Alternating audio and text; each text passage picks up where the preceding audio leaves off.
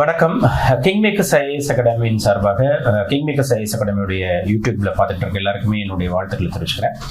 ஆக்சுவலாக civil service எக்ஸாமினேஷனுடைய result வெளியில் வந்திருக்கு. அந்த ரிசல்ட்டில் வந்து பல மாணவர்கள் தன்னுடைய கடின உழைப்பின் மூலமாக இன்னைக்கு வந்து வெற்றியாளராக மாறியிருக்காங்க.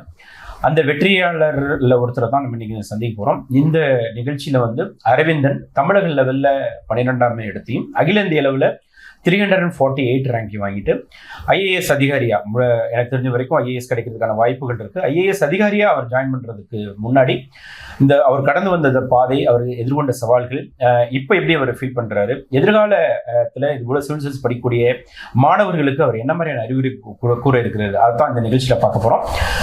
வணக்கம் அரவிந்த், வாழ்த்துக்கள். முதல்ல வணக்கம். என் முழு பேர் அரவிந்த் குமரன். நான் திருப்பூர் மாவட்டத்துலேருந்து வரேன். என் ஊர் ஊத்துக்குழி உங்களுக்கே தெரியும், வெண்ணெய்க்கு ஃபேமஸ். அதுக்கப்புறம் நான் படித்தது வந்து இன்ஜினியரிங் தான், எலக்ட்ரிக்கல் அண்ட் எலக்ட்ரானிக்ஸ் இன்ஜினியர். நான் பெருந்துறை கொங்கு இன்ஜினியரிங் காலேஜில் படித்தேன். அப்போ வந்து ஃபார்மர் தான், ப்ளஸ் பஞ்சாயத்து தலைவராகவும் இருக்கார். ஸோ நான் ரூரல் சைடில் விவசாயத்தையும் பார்த்துருக்கேன், நிர்வாகத்தையும் பார்த்துருக்கேன். ஸோ நான் 2016 பாஸ் அவுட் ஆனதுக்கப்புறம் சாஃப்ட்வேர் ஐடியில் ஒர்க் பண்ணேன். ப்ராடக்ட் கம்பெனி, நல்ல சேலரி, நல்ல பே, சோழிங்கநல்லூரில் தான் ஒர்க் பண்ணேன். ஸோ 2 வருஷம் அங்கே ஒர்க் பண்ணதுக்கப்புறம் ஏதோ மிஸ் ஆகிற மாதிரி ஒரு ஃபீல் இருந்துச்சு. ஒரு நாள் ஃபுல்லாக ஓடுறோம், நல்லா சம்பாதிக்கிறோம், ஆன்சைட் ஆப்பர்ச்சுனிட்டிஸ் கூட இருக்குது, பட் சம்திங் ஒரு பீப்புளோட கனெக்டோட ஏதோ மிஸ் ஆகிற மாதிரி ஒரு ஃபீலிங் இருந்துச்சு. அந்த ஃபீலிங்கை நான் பப்ளிக் சர்வீஸ்க்கு ஏற்ற மாதிரி ஸ்ட்ரீம்லைன் பண்ண நினச்சேன். அதுக்கு ஒரு கான்ஃபிடன்ஸ் வேணும்ல, அந்த கான்ஃபிடன்ஸாக இருந்தது நான் சேர்த்து வச்ச அந்த கார்பஸ் அமௌண்ட். ஸோ அதை நான் என்னை நம்பி இன்வெஸ்ட் பண்ணேன். ஸோ எனக்கு ஃபஸ்ட் டைமில் இன்டர்வியூ வரைக்கும் கிடச்சிது. So I was lucky enough to go to interview. But interview வரைக்கும் போய் எனக்கு அப்போ சர்வீஸ் கிடைக்கல. ஸோ தொடர்ந்து இங்கே இருக்கிற ஃப்ரீலான்சிங் ஒர்க்கே பண்ணிவிட்டு நான் இதில் சர்வைவ் ஆகணும், சஸ்டெயின் ஆகும்னு நினச்சேன். ஸோ இந்த சின்ன ஃபேக்டர்ஸ்லாம் சேர்ந்து எனக்கு இப்போ இந்த 6th அட்டெம்ப்டில் எனக்கு 348 ரேங்க் வந்தது. I think I feel blessed, beyond grateful. வேறு என்ன சொல்கிறதுன்னு தெரியல. ஸோ இதில் வந்து நான் ப்ரிலிம்ஸ், மெயின்ஸ், இன்டர்வியூவில் என்னோட ப்ரொஃபஸர்ஸ், இங்கே இன்டர்வியூ கைடன்ஸ்க்கு நான் இங்கே பூமிநாதன் சார், எனக்கு பிரபாகரன் அண்ணா, எல்லாத்துக்கிட்டையும் கைடன்ஸ் வாங்கியிருக்கேன். என்னோட சீனியர்ஸ்கிட்ட வாங்கியிருக்கேன், என்னோட ஃப்ரெண்ட்ஸ்க்கு வாங்கிட்டேன், ஈவன் எனக்கு முன்னாடி கிளியர் பண்ண ஜூனியர்ஸ்கிட்டையும் வாங்கியிருக்கேன். ஸோ எல்லாரும் சேர்ந்து தான் எனக்கு தெரிஞ்ச இந்த 348 ரேங்க் நினைக்கிறேன். ஸோ இது நான் மட்டும் பண்ணேன்னா அது தப்பாக போயிடும். எல்லாரும் சேர்ந்து பண்ணனால பிளஸர். என் ஃப்ரெண்ட்ஸ் எல்லாரும் நல்லா கிளியர் பண்ணி வரும்போது இது இன்னும் ஃபுல்ஃபில்டாக இருக்குனுங்கிறது என்னோட விஷயம். 6 ஆண்டு முயற்சி. இந்த 6 ஆண்டுல எத்தனை வெற்றி, என்ன மாதிரியான பயணம், முதல் முயற்சி என்னாச்சு, 2, 3, 4, 5, 6, அதை பற்றி இந்த கொஷினுக்கு நான் சொல்கிற ஆன்சர் மூலிமா எல்லாத்துக்குமே கனெக்ட் ஆகும். ஃபார் எக்ஸாம்பிள், மொத்தம் 6 அட்டெம்ப்ட். நான் ஃபஸ்ட் அட்டெம்ப்ட் ஐடியில் இருக்கும்போது இந்த அட்டெம்ப்ட் எக்ஸாமோட நேச்சர் என்ன தெரியாமல் விளையாட்டாக கொடுத்து ஒரு அட்டெம்ப்ட் போயிடுச்சு. ஸோ இதனால் என்னென்னா, நிறைய பேர் காலேஜ் படிக்கும் போது நிறைய ஃப்ரெண்ட்ஸ் கொடுக்குறாங்க, ஏஜ் வந்துருச்சு. ஸோ தயவு செஞ்சு சீரியஸ்னஸ் இல்லாதப்போ, ஃபீல்டுக்குள்ளே இல்லாதப்போ அட்டெம்ப்ட் கொடுத்து வேஸ்ட் பண்ண வேணாம். ஸோ அது ஒரு பெரிய லெசன். இன்னொன்று, ஃபீல்டுக்குள்ளே வந்து கொடுத்து நான் என்னோட டெக்னிக்கலாக செகண்ட் அட்டெம்ப்ட், பட் அதை நான் ஃபஸ்ட் அட்டெம்ப்ட் நினைப்பேன். அது எனக்கு இன்டர்வியூ வரைக்கும் போச்சு. ஸோ இப்போ ஃபஸ்ட் அட்டெம்ப்ட்லையும் நீங்கள் நல்லா ஃபோக்கஸாக இருந்தீங்கன்னா இன்டர்வியூ லாஸ்ட் ஸ்டேஜ் வரைக்கும் போக முடியும், கிளியர் ஆக முடியும். ஸோ இது ஒரு பெரிய ப்ராஸ்பெக்ட். நிறைய பேர் வந்து இது உள்ள வந்தாவே ஒரு 3 to 4 அட்டெம்ப்ட்ஸ் ஆகும்னு நினைக்கிறேன். ஆனால் ஃபர்ஸ்ட் அட்டெம்ப்ட்ல கிராக் பண்ற அளவுக்கு நம்ம எஃபர்ட் போட்டால் வந்துடும். செகண்ட் அட்டெம்ப்ட்ல, செகண்ட் தேர்ட் அட்டெம்ப்ட்ல என்னன்னா, நீங்க இந்த எக்ஸாம் வந்து நெகட்டிவிட்டி ஹேண்டில் பண்றது எப்படின்னு கற்றுக் கொடுக்கும். ஸோ இன்டர்வியூ போன வருஷத்துல எனக்கு ப்ரிலிம்ஸ்ல கிளியர் ஆகும். ஸோ அப்போ இந்த 3 அட்டெம்ப்ட் மூலியமா நான் நெகட்டிவிட்டி எப்படி தாண்டதுன்னு பண்ணி கொடுத்தேன். 4th அட்டெம்ப்ட் என்னன்னா, ஒரு கட்டத்தில் நம்ம எக்ஸாமை தாண்டி ஓவர் டூ பண்ண ஆரம்பிச்சிடும். ஸோ இப்படி பண்ணும்போது எனக்கு மெயின்ஸ் கிளியர் ஆகும் போச்சு. ஸோ நான் ட்ரையல் அண்ட் எரரில் நிறைய கற்றுருக்கேன். அதனால தான் எனக்கு இந்த 6 அட்டெம்ப்ட் ஆச்சு. ஸோ இந்த ட்ரையல் அண்ட் எரர் குறைச்சோம்னா நீங்கள் 1-2 அட்டெம்ப்ட்ல சீக்கிரம் நீங்கள் நினச்ச சர்வீஸோட போயிடலாம். 5வது அட்டெம்ப்ட்ல ஃபார் எக்ஸாம்பிள் நமக்கு ஒரு ஸ்கில் செட்டை வளர்த்துருப்போம், பட் அந்த ஸ்கில் அப்டேட் பண்ணாமல் இருந்தீங்கன்னா, டேக்கன் ஃபார் கிராண்டடாக இருந்தால், எனக்கு சிசாட்னு ஒரு பேப்பர் இருக்கும், அதில் எனக்கு ஃபாரஸ்ட் கட் ஆஃபே பேப்பர் 1ல் கிளியர் ஆகியும் சிசாட்டில் ஒரு சில மார்க்கில் கிளியர் ஆகல. அப்போ என்ன அர்த்தம், நம்ம ஃபீல்டுக்கு வந்து ஒரு வாட்டி ப்ரூவ் பண்ணிட்டா பத்தாது, வருஷம் ஸ்கில் அப்டேட் பண்ணிகிட்டே இருக்கும். ஸோ அது எனக்கு 5th அட்டெம்ப்ட்ல லேர்னிங் ஆச்சு. ஸோ சொல்ல போனீங்கன்னா, நான் ஃபர்ஸ்ட் அட்டெம்ப்ட், செகண்ட் அட்டெம்ப்ட்ல இன்டர்வியூல ஃபெயில் ஆகிருக்கேன், மெயின்ஸில் கிளியர் ஆகாமல் போயிருக்கேன், ப்ரிலிம்ஸில் GS1லையும் கிளியர் ஆகாமல் போயிருக்கேன், சிசாட்லையும் கிளியர் ஆகாமல் போயிருக்கேன். ஸோ இந்த எல்லா ஸ்டேஜஸோட ஃபெயிலியர்ஸையும் நான் பார்த்துருக்கேன். ஸோ இந்த ரிசல்ட்டில் அது எல்லாத்தையும் ஒவ்வொரு வாட்டியும் லெசன் மாதிரி எடுத்து ட்ரையல் எடுத்து சக்ஸஸ்ஃபுல்லாக பார்க்கும்போது எனக்கு பின்னாடி இருக்கிற ஃபெயிலியர்ஸ் தான் பண்ண வருது. ஸோ இப்போ எனக்கு 6 அட்டெம்ப்ட் எடுத்த மாதிரி கன்ஃபார்மாக எனக்கு ஜூனியர்ஸ்க்கு, என் ஃப்ரெண்ட்ஸ்க்கு அவ்வளோ தேவையில்லை. ஒரு உங்கள் மிஸ்டேக் மட்டும் இல்லாமல் ஃப்ரெண்ட்ஸோட மிஸ்டேக்ஸ் லேர்ன் பண்ணிங்கன்னா கன்ஃபார்மாக 1 to 2 இயரில் ஈஸியாக பண்ணிடலாம். இது டூயபிள் தான், சேலஞ்சாக இருக்கும், ஆனால் இந்த வயசில் இது டூயபிள் தான். கிராமப்புறத்துலேருந்து வரக்கூடிய மாணவர்கள் நிறைய பேர் என்னால் முடியாது இந்த தேர்வு அப்படின்னு நினைக்கிறாங்க. நீங்களும் ஒரு கிராமப்புற பெண்ணில் வந்திருக்கீங்க. அப்பா அம்மா ஒன்றும் பெரிய லெவலில் ஹைலி எஜுகேட்டட் கிடையாது. இத்தனைக்கும் அப்பா வந்து 6th standard தான் படிச்சிருக்காரு. ஸோ இந்த பின்னணியில் வர்றப்ப இந்த பின்னணிக்கும் உங்களுடைய சாதனைக்கும் ஏதாவது தொடர்பு இருக்கா? இந்த பின்னணியில் வந்தால் நீங்கள் வந்து நிறைய சவால்களை வந்து எதிர்கொள்ள வேண்டியிருக்கா? கிராமத்துலேருந்து வரக்கூடிய மாணவர்களுக்கு நீங்கள் என்ன சொல்ல விரும்புறீங்க? உங்களுக்கு நார்மலாக வில்லேஜ் ஆகட்டும், இல்லை ஒரு நார்மலாக இங்கிலீஷ் மீடியம் படிச்சிருப்போம், ஆனால் அது பெருசாக இங்கிலீஷ் லாங்குவேஜாவோ பயங்கரமான ஒரு ஃப்ளூயன்ஸாவோ கன்வெர்ட் ஆகுது. ஸோ ஒரு ப்ராப்பர் மீடியோக்கர் சென்ட்ரிக்கான ஒரு என்வாயர்மெண்ட்டும் ஒரு ஸ்கில் செட்டில் நம்ம வந்திருப்போம் கிராமப்புறத்தில். ஆனால் உங்களுக்கு கிராமப்புறத்தில் நமக்கு என்ன ப்ளஸ் பாயிண்ட்னா, அப்படி இருக்கும் போது நமக்கு தெரியாது நிறையா இருக்கும், தேடல் இருக்கும். ஸோ அதை நம்ம வந்து நம்ம இங்கிருந்து வந்திருக்கோம், ஸோ ஐஐடி பையனோட காம்பீட் பண்ண முடியுமான்னு பார்க்காம அவங்களுக்கு எல்லா ஸ்கில் செட்டும் கிடச்சிருக்கலாம், சோஷியல் கேப் நல்லா இருந்திருக்கலாம். பட் நமக்கு ஒர்க் பண்ணுறதுக்கான ஸ்கோப் இருக்குல்ல, அதுவே நமக்கு அது ஆப்பர்ச்சுனிட்டியாக மாற ஆரம்பிச்சிடும். ஸோ அது வந்து வேணும்னா 1-2 அட்டம் தள்ளி போகலாம், பட் வெக்ட்ரி இஸ் சர்டன், அது நம்ம நம்பணும். தள்ளி போகலாம், ஆனால் கிடைக்காதுன்ட்டு இல்லை. ஸோ ரூரல்லேருந்து வரவங்க எல்லாம் இந்த இங்கிலீஷ் வச்சோ, ஏன்னா ஃபார் எக்ஸாம்பிள் வந்து ரொம்ப ரிச் இங்கிலீஷ் எல்லாம் இந்த எக்ஸாமுக்கு தேவையில்லை. இங்கிலீஷ் பேசினா ஒருத்தருக்கு புரியணும், கொஸ்டின் பேப்பர் பார்த்தா நமக்கு புரியணும், இந்த கனெக்ட் இருந்தால் போதும். இது வந்து ஒரு மிஞ்சி போனால் நீங்கள் ஒரு 200 to 300 மணி நேரம் இதுக்குன்னு ஒரு எஃபர்ட் போட்டால் அது ஒரு ஸ்கில் தான். அது நீங்கள் கற்றுக்கிறதுக்கப்புறம் உங்களுக்கே தெரியும் நம்ம இதுக்கா இவ்வளோ கஷ்டப்பட்டோம் அப்படின்னு. ஸோ அதுவும் உங்களுக்கு வளர்ந்துடும். இந்த எக்ஸாம் பற்றின நீங்கள் ஈகோ சிஸ்டம் நல்லா இருக்குது, நீங்கள் இன்ட்ரெஸ்ட் இருந்துச்சுன்னா போதும், அது ஆப்பர்ச்சுனிட்டியாக கேஷ் இன் பண்ணிக்கலாம். ஸோ அந்த 2 ஆஸ்பெக்ட் கரெக்டாக இருந்தாலே போதும். அட்லீஸ்ட் கொஞ்சம் டிலே ஆனால் கூட things will surely fall in place. 6 வருஷ போராட்டம். எப்பயாவது நினைச்சிங்களா நான் வந்து சிவில் ஜேர்னிக்கு வந்தது தப்பு, நான் 2018 நான் வந்து ஐடிக்கு போயிருக்கலாம்? அதே போல சொசைட்டி வந்து உங்களை நிறைய பேர் கேள்வி கேட்டிருக்கோம், என்ன முட்டாள்தனமா முடிவு எடுத்துட்டு நீ ஒழுங்கா அங்கேயே இருந்திருக்கலாம், 6 வருஷமா நீ போராடிக்கிட்டு இருக்க, ஒண்ணுமே செய்யலன்ட்டு. இந்த போராட்டம் நமக்கு மட்டும் தான் தெரியும், வெளி உலகத்துக்கு வேறு தெரியாது. இந்த சேலஞ்சஸ் வந்து இன்னைக்கு நீங்க மட்டும் இல்ல, நிறைய மாணவர்கள் சிவில் படிக்கிறவங்க ஃபேஸ் பண்ணிட்டு இருக்காங்க. அது போக ஐடியில் இருந்துக்கிட்டு நான் விடலாமா வேணாமான்னு நிறைய பேர் தவிச்சுக்கிட்டு இருக்காங்க. நிறைய பேருக்கு உண்மையிலேயே சிவில் படிக்கணுன்ற ஆசை இருக்கு. இந்த நேரத்தில் அவங்களுக்கு உங்களுடைய அட்வைஸ் என்ன? ஃபர்ஸ்ட் வந்து ஜாப் விடும் போதுன்னா 2 விஷயம் ரொம்ப முக்கியம். கிளாரிட்டி, என்ன பண்ண போகிறோம், கான்ஃபிடென்ட். இது இல்லைன்னா நம்ம பேரண்ட்ஸ் கூட நம்ம கன்வின்ஸ் பண்ணாமல் மாட்டிக்கும். நான் இப்போ ஃபார் எக்ஸாம்பிள் வந்து இந்த 6 வருஷமா இவ்வளோ கோவிட் அப்போ உங்களுக்கே தெரியும் இப்போ எவ்வளோ அன்சர்டனிட்டி இருக்குது, ஃபினான்ஷியல் அன்சர்டனிட்டி இருக்குது, எக்ஸாம்ஸ் கண்டக்ட் பண்ணுவாங்களா மாட்டாங்களா, இல்லை வேறு ஏதாச்சும் திருப்பி ஐடி வேலைக்கே போயிடலாமா அப்படின்னு ஒரு ஏகப்பட்ட ஃபியூச்சர்ஸ் இருக்குது. நான் எக்ஸ்பீரியன்ஸ் இருக்குது, திருப்பி அந்த பக்கமே போயிடலாமான்னு இருக்கும். ஃப்ரெண்ட்ஸ் சைடில் ஒரு பேக்கேஜ் ஹை ஆகிட்டே போயிட்டுருக்கும். ப்ளஸ் நம்ம திருப்பி அதே பழைய புக்கை படிச்சுட்டு இருக்க மாதிரி, திருப்பி அதே புக்கை படிச்சுட்டு இருக்க மாதிரி ஒரு சைடில் தாட் ப்ராசஸ் இருக்கும். இந்த இடத்துல பேரண்ட்ஸ் கொடுத்த மாரல் சப்போர்ட் ரொம்ப குரூஷியல். ஏன்னா கொஞ்சம் கண்ணை செஞ்சிருந்தாங்கன்னா இல்லப்பா இது இல்லைன்னா இன்னும் 2 வருஷம் நான் ரிஸ்க் எடுத்துக்கலாம், பட் அதுக்கு மேலே நான் இருந்திருக்க முடியாது. பட் இதை தாண்டி என்னன்னா, நான் அந்த நீங்கள் கான்ஃபிடென்ட்ல நீங்கள் எக்ஸாம் பெர்ஃபார்ம் பண்ணி அந்த ஃபர்ஸ்ட் டைம் இன்டர்வியூ பண்ணோம்ல, ஸோ அந்த கான்ஃபிடென்ட்டை வந்து நீங்கள் ஆப்பர்ச்சுனிட்டியாக ஹோப்பாக மாற்றிட்டீங்கன்னா, ஒன்ஸ் யூ அந்த ஒரு ஃபர்ஸ்ட் வாட்டி அந்த ரோல் நம்பரை ப்ரிலிம்ஸ் கிளியர் ஆகி பார்க்குற வரைக்கும் தான் அந்த நீங்கள் பல்ஸ் மெயின்டைன் பண்ணணும். அதுக்கப்புறம் அந்த ரிசல்ட்டே உங்களை டேக் கேர் பண்ணிக்கும். இப்போ அந்த ஃபர்ஸ்ட் ஸ்டெப்பை நீங்கள் எடுத்து வைக்கிறது தான் கஷ்டம். ஃபார் எக்ஸாம்பிள் இது ஐடியில் பேப்பர் போடலாமா வேணாமான்னா அந்த ஃபர்ஸ்ட் ஸ்டெப் கிளாரிட்டியாகவும் கான்ஃபிடன்ஸாகவும் நீங்கள் போட்டுட்டீங்கன்னா ஆட்டோமேட்டிக்காக இங்கே பெர்ஃபார்ம் பண்ண ஆரம்பிச்சிடுங்க. சரி, இது உள்ளே வந்ததுக்கப்புறம் இந்த மாதிரி விட்டுட்டு வந்ததுக்கப்புறம் யோயோ இருக்கும்னா, நம்ம இன்சைடு ஸ்ட்ராங்காக இருந்தோம்னா அவுட் சைடு ஃபோர்ஸஸ் கொஞ்சம் சமாளிச்சலாம். நம்ம இன்சைடே கொஞ்சம் மனசுக்குள்ளே கொஞ்சம் வல்னரபிளாக இருந்துச்சுன்னா, இது கிளிக் ஆகாதாட்டு இருக்குது, இது ஒர்க் அவுட் ஆகாதாட்டு நினச்சோம்னா அந்த சலனம் வரும். நான் ஒன்றும் 6 வருஷமாக ஒன்றும் பயங்கரமான ஒரு மென்டலி ஸ்ட்ராங் பர்சன் இல்லை, ஓரளவுக்கு 80% ஸ்ட்ராங்காக இருந்தேன். ஈவன் ஒரு 6 months ஒன்ஸ் வந்து நமக்கும் லைட்டாக ஒரு மைண்ட் செட் வந்து ஷேக் ஆகும், திருப்பி அந்த ஃபீல்டுக்கு போகலாமான்னு. ஸோ அந்த மாதிரி லீன் ஃபேஸாக இருக்கும்போது டிசிஷன் எடுக்க வேணாம். ஒரு லீன் ஃபேஸாக இருக்கும்போது அப்படியே விடுங்க.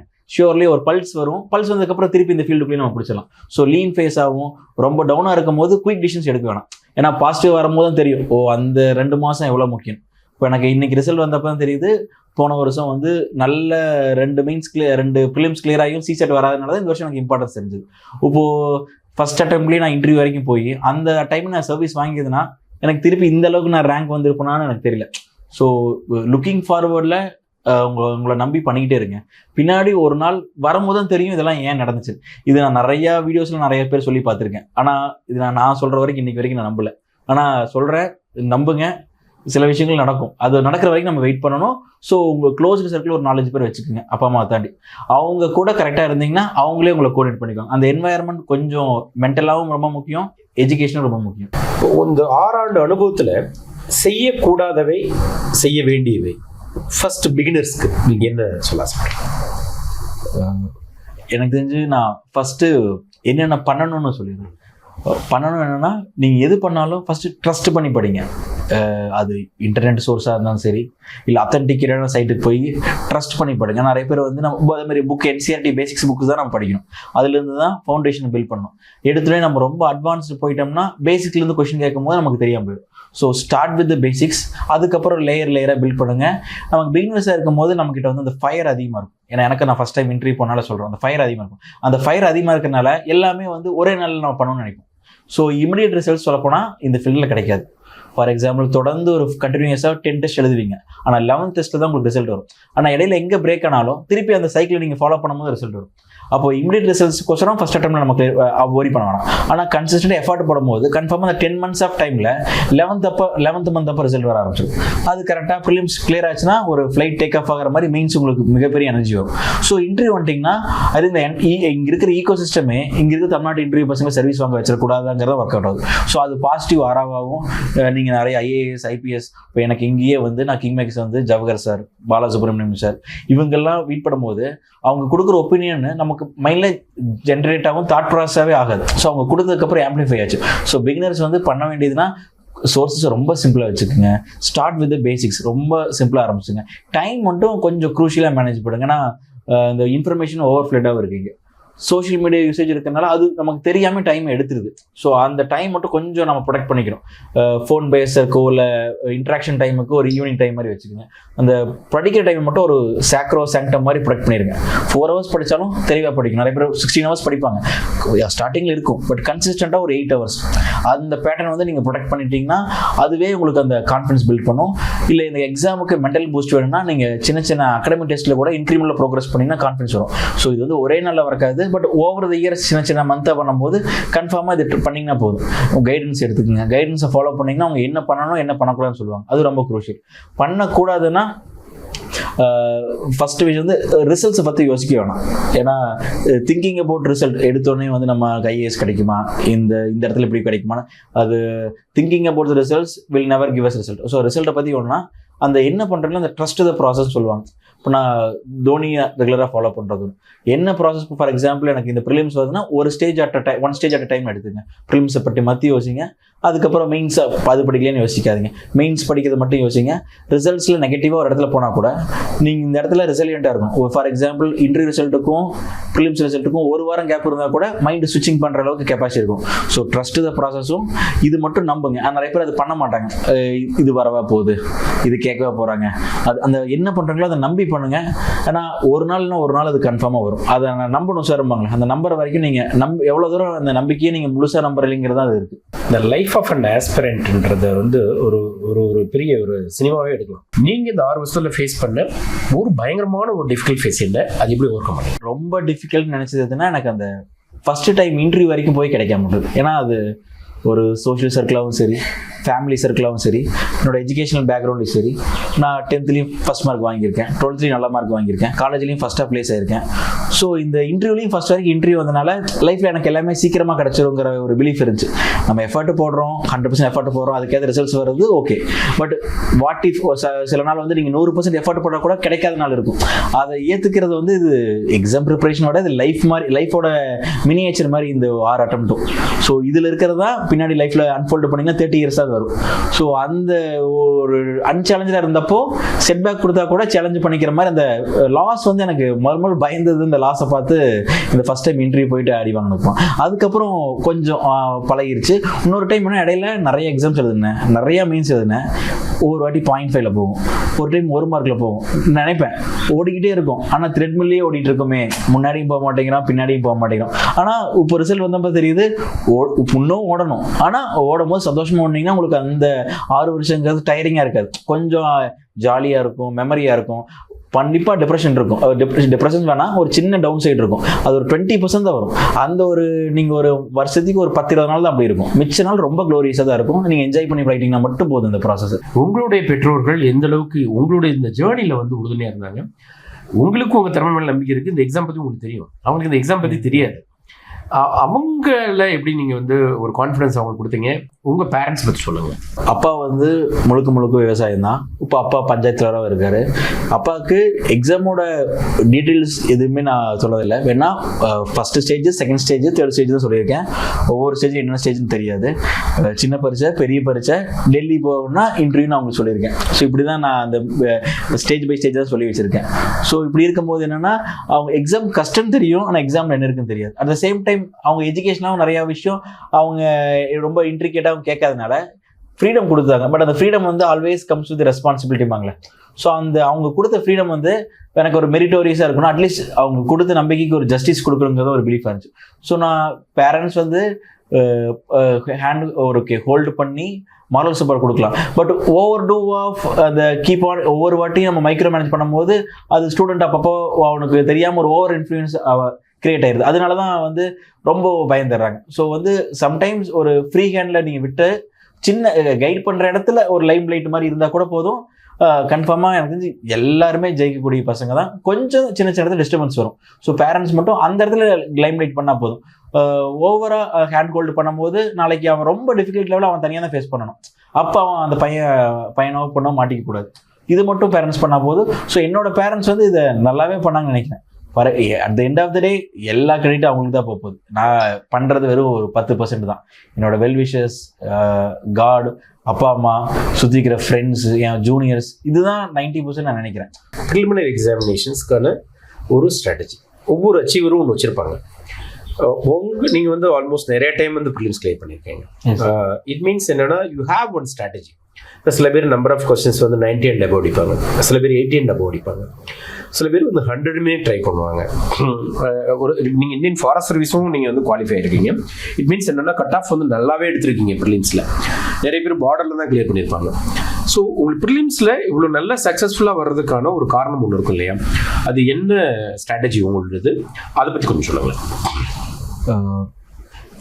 சார் சொல்கிறது ரொம்ப குரூஷியலான ஆஸ்பெக்ட். ஏன்னா எக்ஸாமினேஷனோட பேட்டர்ன் டஃப் ஆகிட்டு போகும்போது ப்ரிலிம்ஸ் ஃபேஸ் தான் ரொம்ப குரூஷியல் ஃபேஸ். ஏன்னா ஃபஸ்ட் ஸ்டேஜ் மட்டும் அவன் சீரியஸ் கேண்டிடேட்ஸை கண்டுபிடிக்கிறதுக்காக இந்த எக்ஸாம் எடுக்கிறான். ஸோ இது வந்து ஸ்க்ரீன் உள்ள காம்படிஷனில் சர்வைவ் ஆனால் போதும். At the same time cut ஆஃப்னா லோயர் லிமிட் தான், அப்பர் லிமிட் அவன் செட் பண்ணல. ஸோ அதனால் வந்து இந்த கட் ஆஃப் 85 நம்ம வச்சு படிக்காமல் கட் ஆஃப் மேலே எவ்வளோ போனாலும் நமக்கு நல்லதான். ஸோ வந்து அப்படின்னா என்னன்னா, ப்ரிலிம்ஸை பொறுத்த வரைக்கும் ரிஸ்ட்ரிக்டே பண்ண வேணாம். Aim for maximum competency. ப்ரிலிம்ஸில் ரேங்க் லிஸ்ட் வராது, இருந்தாலும் பரவாயில்ல, நீங்கள் அதிகமாக எய்ம் பண்ண நினைப்பேன். ஃபர்ஸ்ட் அட்டம்ப்ட்னா நான் ஓகே அந்த போர்ஷனை கவர் பண்ணி ப்ரிலிம்ஸ் கிளியர் பண்ணது தான் என்னோட எய்மாக இருந்துச்சு. ப்ரிலிம்ஸ் கட் ஆஃபோட 10 மார்க் அதிகமாக எடுத்தேன். ஃபார் எக்ஸாம்பிள் அந்த கொஷின் போடுறது வந்து அது டிபெண்ட்ஸ் ஆன் இண்டிவிஜுவல். எனக்கு தெரிஞ்ச ஃப்ரெண்ட்ஸ் 65 போட்டு 60 அக்யூரஸியும் போடுவாங்க. நான் எனக்கு வந்து அக்யூரஸி பவராக இருக்கிறனால நான் 85 போட்டுட்டு இருந்தேன். ஃபாரஸ்ட் கட் ஆஃப் கொஸ்டின் நான் 90க்கு மேலே போக ஆரம்பிச்சேன். 95 மேலே போனால் கூட எனக்கு 60 ஆஸ்பெக்ட் ரேஷியோ கரெக்ட் ஆகும். ஸோ இந்த மாதிரி இருக்கிறப்ப இண்டிவிஜுவல் பெர்ஸ்பெக்டிவ்லையும் அந்த அக்யூரசி கேம் ஒர்க் அவுட் ஆகும். பட் சில திங்ஸ் வந்து ப்ரிலிம்ஸுக்கு பண்ணி ஆகணும். ஃபண்டமெண்டல் பேசிக் என்சிஆர்டி ஸ்டாட்டிக் போர்ஷன் ரொம்ப ஸ்ட்ராங்காக இருக்கும். கரண்ட் அஃபேர்ஸ்னா அது கடல் மாதிரி இருக்கும். செலக்டிவாக கொஸ்டின் பிவைக்யூ ட்ரெண்டை பார்த்துட்டு என்ன வேணுமோ அதை மட்டும் நீங்கள் பண்ணி பார்த்தா கூட போதும். மார்க் வந்து நீங்கள் மார்க் வந்து எவ்வளோ கொடுக்கலாம்பாங்க, குறைஞ்சது ஒரு 15-20 மார்க் டெஸ்ட் நீங்கள் எழுதும் போது தான் நமக்கு எந்த அக்யூரசி பட்டில் எனக்கு ஒர்க் ஆகுது, எது ஒர்க் ஆகலையும் தெரியும். ஸோ அந்த ட்ரையல் அண்ட் எரரில் தான் இருக்கும். இந்த ட்ரையல் அண்ட் எரர் நீங்கள் பண்ணலாம். எக்ஸாமுக்கு ஒரு 2 months ஒரு மார்ச் வரைக்குமே இயர் லாங் பண்ணலாம். பட் ஏப்ரல் மே அந்த லாஸ்ட் 60 days வரும்போது கொஞ்சம் ஸ்ட்ரீம்லைன் பண்ணி 2 சப்ஜெக்ட் ரொம்ப ஸ்ட்ராங்காக வச்சுக்கோங்க. இப்போ நான் ஹிஸ்ட்ரி ஆப்ஷனால ஹிஸ்ட்ரியும் பாலிட்டியும் எப்படி கேட்டாலும் போடுற அளவுக்கு ஸ்ட்ராங்காக வச்சிருப்பேன். மிச்சம் எல்லாத்தையும் நல்லா படிக்கணும். பட் இந்த 2 ரொம்ப நீங்கள் ஸ்ட்ராங்காக வச்சிருக்கணும். ஃபார் எக்ஸாம்பிள் ஸ்ட்ராங்காக வச்ச 2 சப்ஜெக்ட் வந்து நீங்கள் ஒரு 30 கொஸ்டின் மேலே வந்துச்சுன்னா போதும். இது 2லையும் சேர்த்து எனக்கு 30 கொஸ்டின் வரும். அப்போ 100ல் 30 கொஸ்டின் நீங்கள் ரொம்ப ஸ்ட்ராங்காக இருக்கீங்கன்னா ஒவ்வொரு 3 கொஸ்டினுக்கு ஒரு வாட்டி உங்களுக்கு தெரிஞ்சாரி வந்துட்டே இருக்கும். ஸோ அந்த என்டையர் கொஸ்டின் பேப்பரே உங்களுக்கு ஹோல்டாக இருக்கும். ஸோ இது வந்து ப்ரிலிம்ஸ் வந்து ஒரு த்ரெட் தான். அந்த த்ரெட்டை மட்டும் நீங்கள் பிடிச்சிட்டிங்கன்னா வருஷம் ப்ரிலிம்ஸ் கிளியர் பண்ணிட்டே இருப்பீங்க. ஸோ அந்த இனிஷியல் எஃபர்ட் மட்டும் நீங்கள் ஹெவியாக போடுற மாதிரி இருக்கும். இது GS 1க்கு. சிசேட்டை பொறுத்த வரைக்கும் வருஷம் டிஃபிகல்ட் ஆகுது. ஈவன் ரேங்க் ஹோல்டரே அடுத்த வருஷம் வாங்கினா கூட கிளியர் பண்ணுறதுக்கு ரொம்ப கஷ்டப்படுற காரணம் அது அன்சர்டனிட்டி. அதில் 3 பார்ட் இருக்கிறதுனால reading comprehension, reasoning, apps. So இந்த இடத்துல என்னன்னா, எனக்கு இங்கிலீஷ் நல்லா வரும்னா RC உங்க ரொம்ப ஸ்ட்ரென்த்தாக வச்சுக்கோங்க.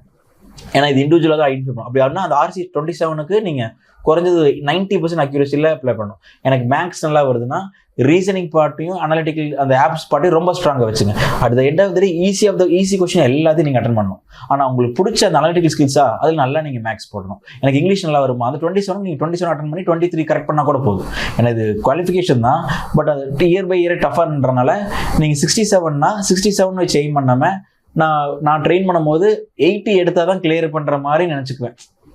ஏன்னா நான் ஒரு வாட்டி அதையும் அங்கேயும் நான் அடி வாங்கியிருக்கேன். Civils cut off forest cut off clear பண்ணியும் எனக்கு சிசாட் வந்து 2022 கிளியர் ஆகாமல் போயிருக்கு. ஸோ எனக்கு 2 மெயின்ஸ் எழுதுகிற ஆப்பர்ச்சுனிட்டி வந்து சிசாட் 3 மார்க்னால போயிடுச்சு. ஸோ நினச்சேன் 67க்கு எய்ம் பண்ணி படித்தா ஒரு வருஷமே வேஸ்ட்டாக போயிடுது. ஸோ அடிப்பட்டு சொல்கிறேன், 80 எய்ம் வச்சு படிங்க. சிவில் சர்வீஸ் வந்து ஃபாரஸ்ட்டுக்கு எய்ம் பண்ணி படிங்க. ஏன்னா அப்போ தான் தடிக்கு விழுந்தால் கூட நமக்கு சிவில்ஸ் கிளியர் ஆகும். ஸோ அந்த எய்ம் ஹை மட்டும் சிவில்ஸில் அந்த ப்ரிலிம்ஸில் நினச்சி வேணாம். ஏன்னா அது ப்ரிலிம்ஸ் வந்து அப்பர் லிமிட்டே இல்லை, அதனால் எல்லாமே மேக்ஸிமைஸ் பண்ணுங்கள். ப்ரிலிம்ஸ் அப்போ தான் நீங்கள் ரொம்ப ஹெவி ஒர்க்கப் பண்ண வேண்டியிருக்கும். ட்ரஸ்ட் மீ, மெயின்ஸுக்கு ஒரு அண்டர்ஸ்டாண்டிங் இருக்குது, ஈஸியாக பண்ணிடலாம். இன்டர்வியூக்கு ஈகோ சிஸ்டம் இருக்குது, கான்ஃபிடன்ஸ் இருக்குது. ஸோ ப்ரிலிம்ஸ் ஆஸ்பெக்டில் நீங்கள் சர்வே ஆகிட்டனாவே யுவர் 80% நீங்கள் சர்வீஸ் வாங்குறதுக்கே எலிஜிபிள் மாதிரி நான் சொல்லுவேன். ப்ரிலிம்ஸில் ஒவ்வொரு சப்ஜெக்ட்ஸ்க்கும் ஒரு சில புக்ஸ், ரெஃபரன்ஸ் புக்ஸு நம்ம நிறைய இன்ஸ்டியூட் சார்பாக கொடுத்துருக்கோம். பட் டாப்பராக சொல்கிறப்ப அது இன்னும் கொஞ்சம் அவங்களுக்கு ரீச் ஆகும். நீங்கள் ரெஃபர் பண்ண டெக்ஸ்ட் புக்ஸ் பிகினர்ஸ் பர்டிகுலர்லி ஜிஎஸ்க்கு என்னென்ன, சிசாட்டுக்கு என்னென்னலாம்? நான் ஃபஸ்ட்டு சிசாட் சொல்லிடல. ஃபஸ்ட்டு 2019 நான் ஃபீல்டுக்கு வந்தப்போ சிசாட் ஃபேக்டருக்கு வந்து நான் இன்ஜினியரிங்கிற ஒரு ஸ்கில்லை வச்சே போட்டுட்டு இருந்தேன். பட் இப்போ சொல்கிறேன், நீங்கள் இன்ஜினியரிங் காலேஜ் நிறைய பேர் வந்திருப்பீங்க, அது ஐஐடியாக இருந்தாலும் சரி, இல்லை எங்கேயோ ஒரு இன்ஜினியரிங் காலேஜ் இருந்தாரு. நம்ம இன்ஜினியரிங் ஸ்கில் செட் வந்து இதுக்கு எக்ஸாமுக்கு ஏற்ற மாதிரி டியூன் பண்ணி தான் ஆகணும், இது ஒத்துக்கிட்டு தான் ஆகணும். ஸோ தயவு செஞ்சு நம்ம இன்ஜினியரிங் பசங்களும் சரி, ஆர்ட்ஸ் பசங்களும் சரி, எல்லாருமே சிசாட்டை ஒரு ரெகுலராக GS 1 கொடுக்குற டைம் மாதிரியே பண்ணுங்கள். முடிஞ்சால் லாஸ்ட் 2 months வந்து அந்த 2:30 to 4:30 அந்த சைக்காலஜிக்கல் டைம்லேயே பண்ண பாருங்கள். ஏன்னா இது ப்ரிப்பரேஷன் சோர்ஸ் என்னன்னு கேட்டிங்கன்னா PYQ தான் ஃபஸ்ட்டு சோர்ஸ். அதுக்கப்புறம் அவங்க கேட்குற ஆப்ஸ் பெர்மிட்டேஷன் காம்பினேஷன் நான் நிறைய யூடியூப் வீடியோஸ் பார்த்தேன். காலேஜில் நாங்கள் பிளேஸ்மெண்ட் ஆகிறதுக்குன்னு எப்பவுமே ஒரே RS அகர்வால்னு ஒரு புக் இருக்கும். அந்த புக்கிலேருந்து நான் சில ஃபார்முலாஸ் எடுத்துட்டேன். பட் PYQ மட்டும் நான் ஒரு என் கொஸ்டின் பேப்பரே வந்து பார்த்து எல்லோயிஷ் ஆகி கிளியர் அளவுக்கு நான் பார்த்துருப்பேன். ஸோ அதை பார்த்துட்டா தான் உங்களுக்கு அந்த ட்ரெண்டு தெரியும். அதே சமயம் ரீடிங் காம்ப்ரிஹென்ஷனா இங்கிலீஷில் ஹிந்து பேப்பர் படிப்பீங்க, இந்தியன் எக்ஸ்பிரஸ் படிப்பீங்க. எடிட்டோரியல் படிக்கும் போதே இது ஒரு சிசாட் பேரா மாதிரி நினச்சிட்டு சைடில் ஒரு டைமர் வச்சுருங்க. அது 2 minutesக்குள்ளே படித்து இந்த எடிட்டோரியல் நம்மளால் படிக்க முடியாது. ஸோ எடிட்டோரியல் படிக்கிறவங்களுக்கு ஆட்டோமேட்டிக்காக சிசாட்டோட அந்த சின்ன பேராகவும் படிக்க முடியும். ஏன்னா ரீடிங் ஸ்கில்ஸ் வந்து கம்மியாக இருக்கும். ஃபார் எக்ஸாம்பிள் எனக்கே வந்து காம்ப்ரிஹென்ஷனில் சில இடத்துல டவுட் இருக்கும். இங்கிலீஷில் ஏதாச்சும் ஒரு டஃப்பான வேர்டு வந்துச்சுன்னா 3 வாட்டி திருப்பி படிப்பேன். ஆனால் ஏதாச்சும் கன்வே ஆகுதா, புரியுதா? ஸோ இங்கிலீஷ் நியூஸ் பேப்பர் ரீடிங்கை வச்சு நீங்கள் சிசாட்டோட RC ஸ்கில்ஸ் படிச்சுக்கலாம். ஆப்ஸுக்கும் ரீசனிங்க்கும் அதை நீங்கள் உடச்சி பெர்மிட்டேஷன் காம்பினேஷன் டஃப்பாக இருந்துச்சுன்னா எனக்கு இது வேணாம். அப்புறம் கேலண்டர் எக்ஸாம் வருதுன்னா அது கன்ஃபார்ம் ஈஸியாக அப்போ நான் கன்ஃபார்ம் அட்டன் போகிறேன். ஸோ அந்த ஆப்ஸில் வர பிரித்து PYQ ரெகுலராக பார்த்து PYQ வித் சொல்யூஷன்ஸ் நிறையா வீடியோஸ் இருக்கும், அது ஃபுல்லாக பாருங்கள். இந்த பேட்டர்ன் பார்த்தீங்கன்னா சிசாட் கன்ஃபார்மாக டூயபிள் தான். ஏன்னா சிசாட் டிஃபிகல்ட் ஆனதுனால அதை ஈஸியாக விட்டுற வேணாம்னு சொல்கிறேன். ஸோ இதுதான் நான் சிசாட்டுக்குன்னு ஒரே புக்கில் நான் முடிக்கல. சிசாட்டை பொறுத்த வரைக்கும் நீங்கள் வீடியோஸ் அக்சஸ் பண்ணணும். PYQ தான் ஃபஸ்ட்டு சோர்ஸ். செகண்ட் சோர்ஸஸ் நீங்கள் RS அகர்வால் புக் எடுத்துக்கலாம், யூடியூப் வீடியோஸ் எடுத்துக்கலாம்.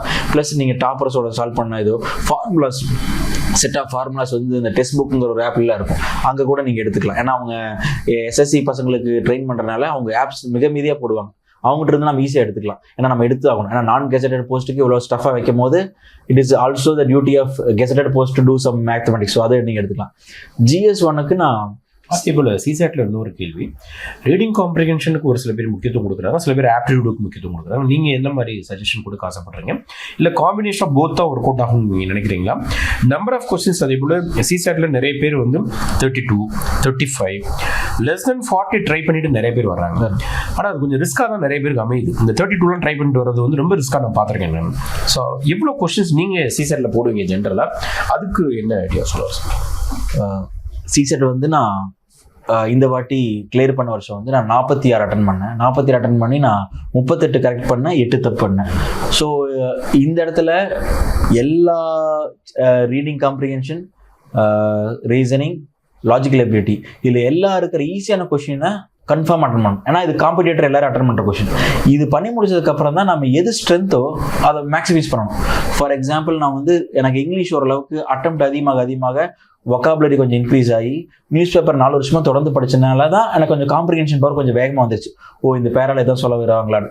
இது எனக்கு ஒரு நாளில் வரல, கன்சிஸ்டன்ஸாக படிச்சனால தான் வந்துச்சு. ஸோ வருஷம் ஃபுல்லாக நீங்கள் நியூஸ் பேப்பர் கன்ஃபார்மாக படிப்பீங்க. இந்த ஃபீல்டுக்கு வந்ததுக்கப்புறம் கன்ஃபார்மாக எக்ஸாம் போகிறப்ப அது ஈஸி ஆயிடும். அப்போ நான் ரீடிங் காம்ப்ரிஹென்ஷன் மட்டும் 27க்கு 27 அட்டன் பண்ணிட்டேன். லாஜிக்கல்னு ரீசனிங்லையும் நான் ஒர்க் அவுட் பண்ணி ஷார்ட்கட்ஸ் ரிலேட்டடாக போட்டு வச்சிருப்பேன்ல, அதை மட்டும் நான் எடுத்துக்கிட்டேன். அதில் ஈஸியான கொஷின்ஸ்லாம் நான் கிளியர் ஆகாத வருஷம் வந்து தனியாக எடுத்து நான் ரூமில் பார்க்கும்போது பார்த்தேன், 80 கொஷினில் கன்ஃபார்மாக எல்லாரும் அட்டன் பண்ணுற மாதிரி 44 கொஷின்ஸ் அவன் வைக்கிறான். அந்த 44 கொஷினை 2 மணி நேரத்தில் கண்டுபிடிக்கிற கோர்ஸை தான் நீங்கள் ப்ராக்டிஸ் பண்ணணும். ஏன்னா நான் ரூமில் உட்காந்து நம்ம தனியாக பார்த்தோம்னா சார் அங்கே ஈஸியாக போட்டுருந்துருக்கலாமேங்கிற ஃபீல் கன்ஃபார்மாக வரும். ஸோ அந்த 44 கொஷின் கன்ஃபார்ம் அவன் டூயபிள் பண்ணுற மாதிரி தான் இருக்குது. அதை வந்து ஃபஸ்ட்டு டைமில் கண்டுபிடிக்கிறதுக்கு அந்த ஸ்கில்லுக்கு ப்ராக்டிஸ் வேணும். ஏன்னா எல்லாருமே எக்ஸ்ட்ரா காமனாக கொடுத்தீங்கன்னா எல்லாருமே கிளியர் பண்ணிடுவாங்க. ஸோ அந்த லைம் லைட்னால தான் சொல்கிறேன். நீங்கள் 2:30 வந்து எடிட்டோரியல் படிக்கிறதுக்கு வந்து டைம் செட் பண்ணி படிச்சோம்னா அந்த ப்ராக்டிஸ். ஆமாம் சார், அது ஒரு மெத்தட். எவ்வளவு நேரத்துல நீங்க எடிட்டோரியல் படிச்சீங்க? எடிட்டோரியல் வந்து பாத்தீங்கன்னா இப்போ யூசிசெட்ல வந்து லென்த்தி பேராகிராஃப் கொடுக்க ஆரம்பிச்சிட்டாங்க. அது நீங்க சொல்ற மாதிரி ரொம்ப ஷார்ட் டியூரேஷன்ல படிச்சு அண்டர்ஸ்டாண்ட் பண்ணி அனலைஸ் பண்ணி கொஸ்டின் ரீட் பண்ணி எலிமினேட் பண்ணி சூஸ் பண்ணி மார்க் பண்ணணும். ஸோ இவ்வளவு வேலை இருக்கு அதுல. ஸோ அதுக்கு வந்து இந்த எடிட்டோரியல் ப்ராக்டிஸ் நல்லா இருக்குன்றீங்க? கண்டிப்பா சார். ஏன்னா எடிட்டோரியல் ப்ராக்டிஸ் ஏன் நல்லா இருக்குன்னா, இப்போ ஃபார் எக்ஸாம்பிள் வந்து நீங்க India Israel relationship at any டசல் இருந்துச்சுன்னா ஹெட்டிங்ல இருக்கும். பட் இருந்தாலும் நீங்க ஃபுல்லா அந்த அவ்வளவு பெரிய பேராவை டைமர் வச்சு படிக்க ஆரம்பிச்சிங்கன்னா அப்படி டைமர் அதிகமாகும். பட் கரெக்டாக காம்ப்ரிஹெண்ட் பண்ணி அந்த டைம் குறைய ஆரம்பிச்சிடும். ஸோ அந்த ரீடிங்லேயே மைண்ட் ப்ராசஸ் இருந்துச்சுன்னா நாளைக்கு இவங்க வந்து சஸ்டைனபிள் டெவலப்மெண்ட்டோ என்வாயர்மெண்ட் சென்ட்ரிக் தீமில் தான் சில தீம். ஸோ மாறி ஒவ்வொரு தீம்லேயும் ஒரு வாட்டி ரீடிங் ஆர்சிக்கா வரும். நீங்கள் பாதி ரீடிங் காம்ப்ரிஹென்ஷன் சார் சொல்கிற மாதிரி பெருசாக இருக்கும். ஆனால் கரெக்டாக ரீட் பண்ணிட்டீங்கன்னா அதை வச்சு 2-3 கொஸ்டின் தொடர்ந்து படிச்சிடலாம். கரெக்ட். ஸோ இப்படி இருக்கும்போது இந்த நியூஸ் பேப்பர் ரீடிங்கை வச்சு பார்த்தீங்கன்னா நியூஸ் பேப்பரில் இது ஸ்பீடாக படிச்சிங்கன்னா அதே மாதிரி மைண்ட் செட் அங்கேயே மைண்ட் ப்ராசஸ் ஆகும் ஸ்பீடாக படிக்கும் போது. சொல்லப்போனால் நியூஸ் பேப்பரில் வர ரிச் இங்கிலீஷ் டேர்ம்ஸை விட யூபிஎஸ்சியில் இந்த அளவுக்கு ரிச் இங்கிலீஷ் டேர்ம் இருக்காது. ஸோ அதை நம்ம வில்லேஜ் பசங்களும் இந்த எக்ஸாம் எழுதுவாங்க, ஒரு டயர் 1 சிட்டியில் ஹை ப்ரொஃபைல் பையனும் எழுதுவாங்க. ஸோ எல்லாத்தையும் தான் அவன் பார்ப்பான். அது சமயம் ஆப்ஷன் எலிமிட் பண்ணும்போது ஒரு எடிட்டோரியல்ஸ் எவ்வளோ மினிட்ஸ் வச்சுப்பீங்க நீங்கள்? Sir for example sir vertical காலமாக வரும் சார், அதெல்லாம் வந்து ஒரு 2 மினிட்ஸில் படிக்கலாம்னு நினைப்பேன் சார். இப்படி ஹரிசானலாக ரொம்ப பேக் ட்ராப்பாக வர்றது வந்து பார்த்தீங்கன்னா, நான் ஃபார் எக்ஸாம்பிள் நம்ம இன்டர்நேஷனல் சஸ்டைனபிள் இந்த மாதிரி பழகின டாபிக்ல இருந்துச்சுன்னா அது 2.5 நிமிஷம் முடிஞ்சிடும். ஏதோ ஒரு ஐபிஆர் ரைட்ஸ் இல்ல மெடிக்கல் பயோஎத்திக்ஸ் புது ஃபீல்டு வித்தியாசமா வந்துச்சுன்னா அது ஒரு எக்ஸ்ட்ரா 45 செகண்ட்ஸ் இருக்கும். ஏன்னா அது டெர்மினாலஜிஸ் புதுசா இருக்கு. மீன்ஸ் ஒரு எடிட்டோரியல் படிக்கிறது வந்து மேக்ஸிமம் ஒரு 3 to 4 மினிட்ஸ்ல நீங்க வந்து படிச்சு முடிச்சு. Very good, very good. இப்படி இதை பண்ணி பார்க்கும்போது அந்த பேப்பர் வந்து நம்ம கன்ஃபார்மா இதா இருக்கும். இது வந்து ஃபர்ஸ்ட் நாள்ல வரல, எனக்கு வந்து 6 நிமிஷம் எடிட்டோரியல் படிச்சிருக்கேன். அண்டர்லைன் பண்ணி படிச்சு புள்ளின்னு 1/2 மணி நேரம் 1 மணி நேரம் படிக்கிறேன். படிக்க வைக்கணும். இது நீங்க ஃபர்ஸ்ட் டைம் வந்து முதல் பிகினர்ஸா இருக்கும்போது நீங்க டைம் எடுக்கலாம். ஆனா போக போக நீங்க ஸ்கிம் பண்ண ஆரம்பிச்சிருங்க மைண்ட்.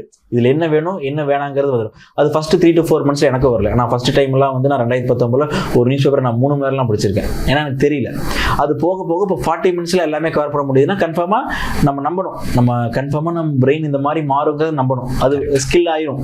ஸ்கில் ஆயிரத நம்ம நம்பணும். Correct, correct. ஜிஎஸ்க்கு சொல்லுங்க. ஓகே, ஜிஎஸ் வந்து ஒரு பெரிய வாஸ்ட் ஏரியா. நான் என் ஃபேவரட் ஹிஸ்ட்ரி சப்ஜெக்ட் வந்து சொல்கிறேன்.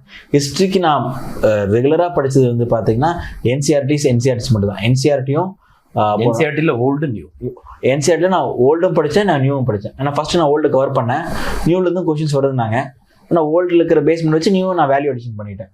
ஸோ இது நான் பண்ணேன். அப்புறம் அரிகத்தில் நான் ஒரே ஒரு மெட்டீரியல் வேணும். ஹிஸ்ட்ரி அந்த எல்லா கோட்ஸாக ஃபுல்லாக ஏன்ஷியன் மெட்டீரியல் நல்லா ஒரு அழகாக ஒரு ப்ராடாக கம்பேர் பண்ணி வச்சுருந்தாங்க. அது நான் படித்தேன். இன்னொன்று தமிழ்நாடு 11th புக் ஏன்ஷியன் ஹிஸ்ட்ரியும் அவ்வளோ சூப்பராக இருக்கும். ஏன்னா கலர்ஃபுல்லாகவும் இருக்கும், பொலிட்டிக்கல் லைனேஜும் இருக்கும்.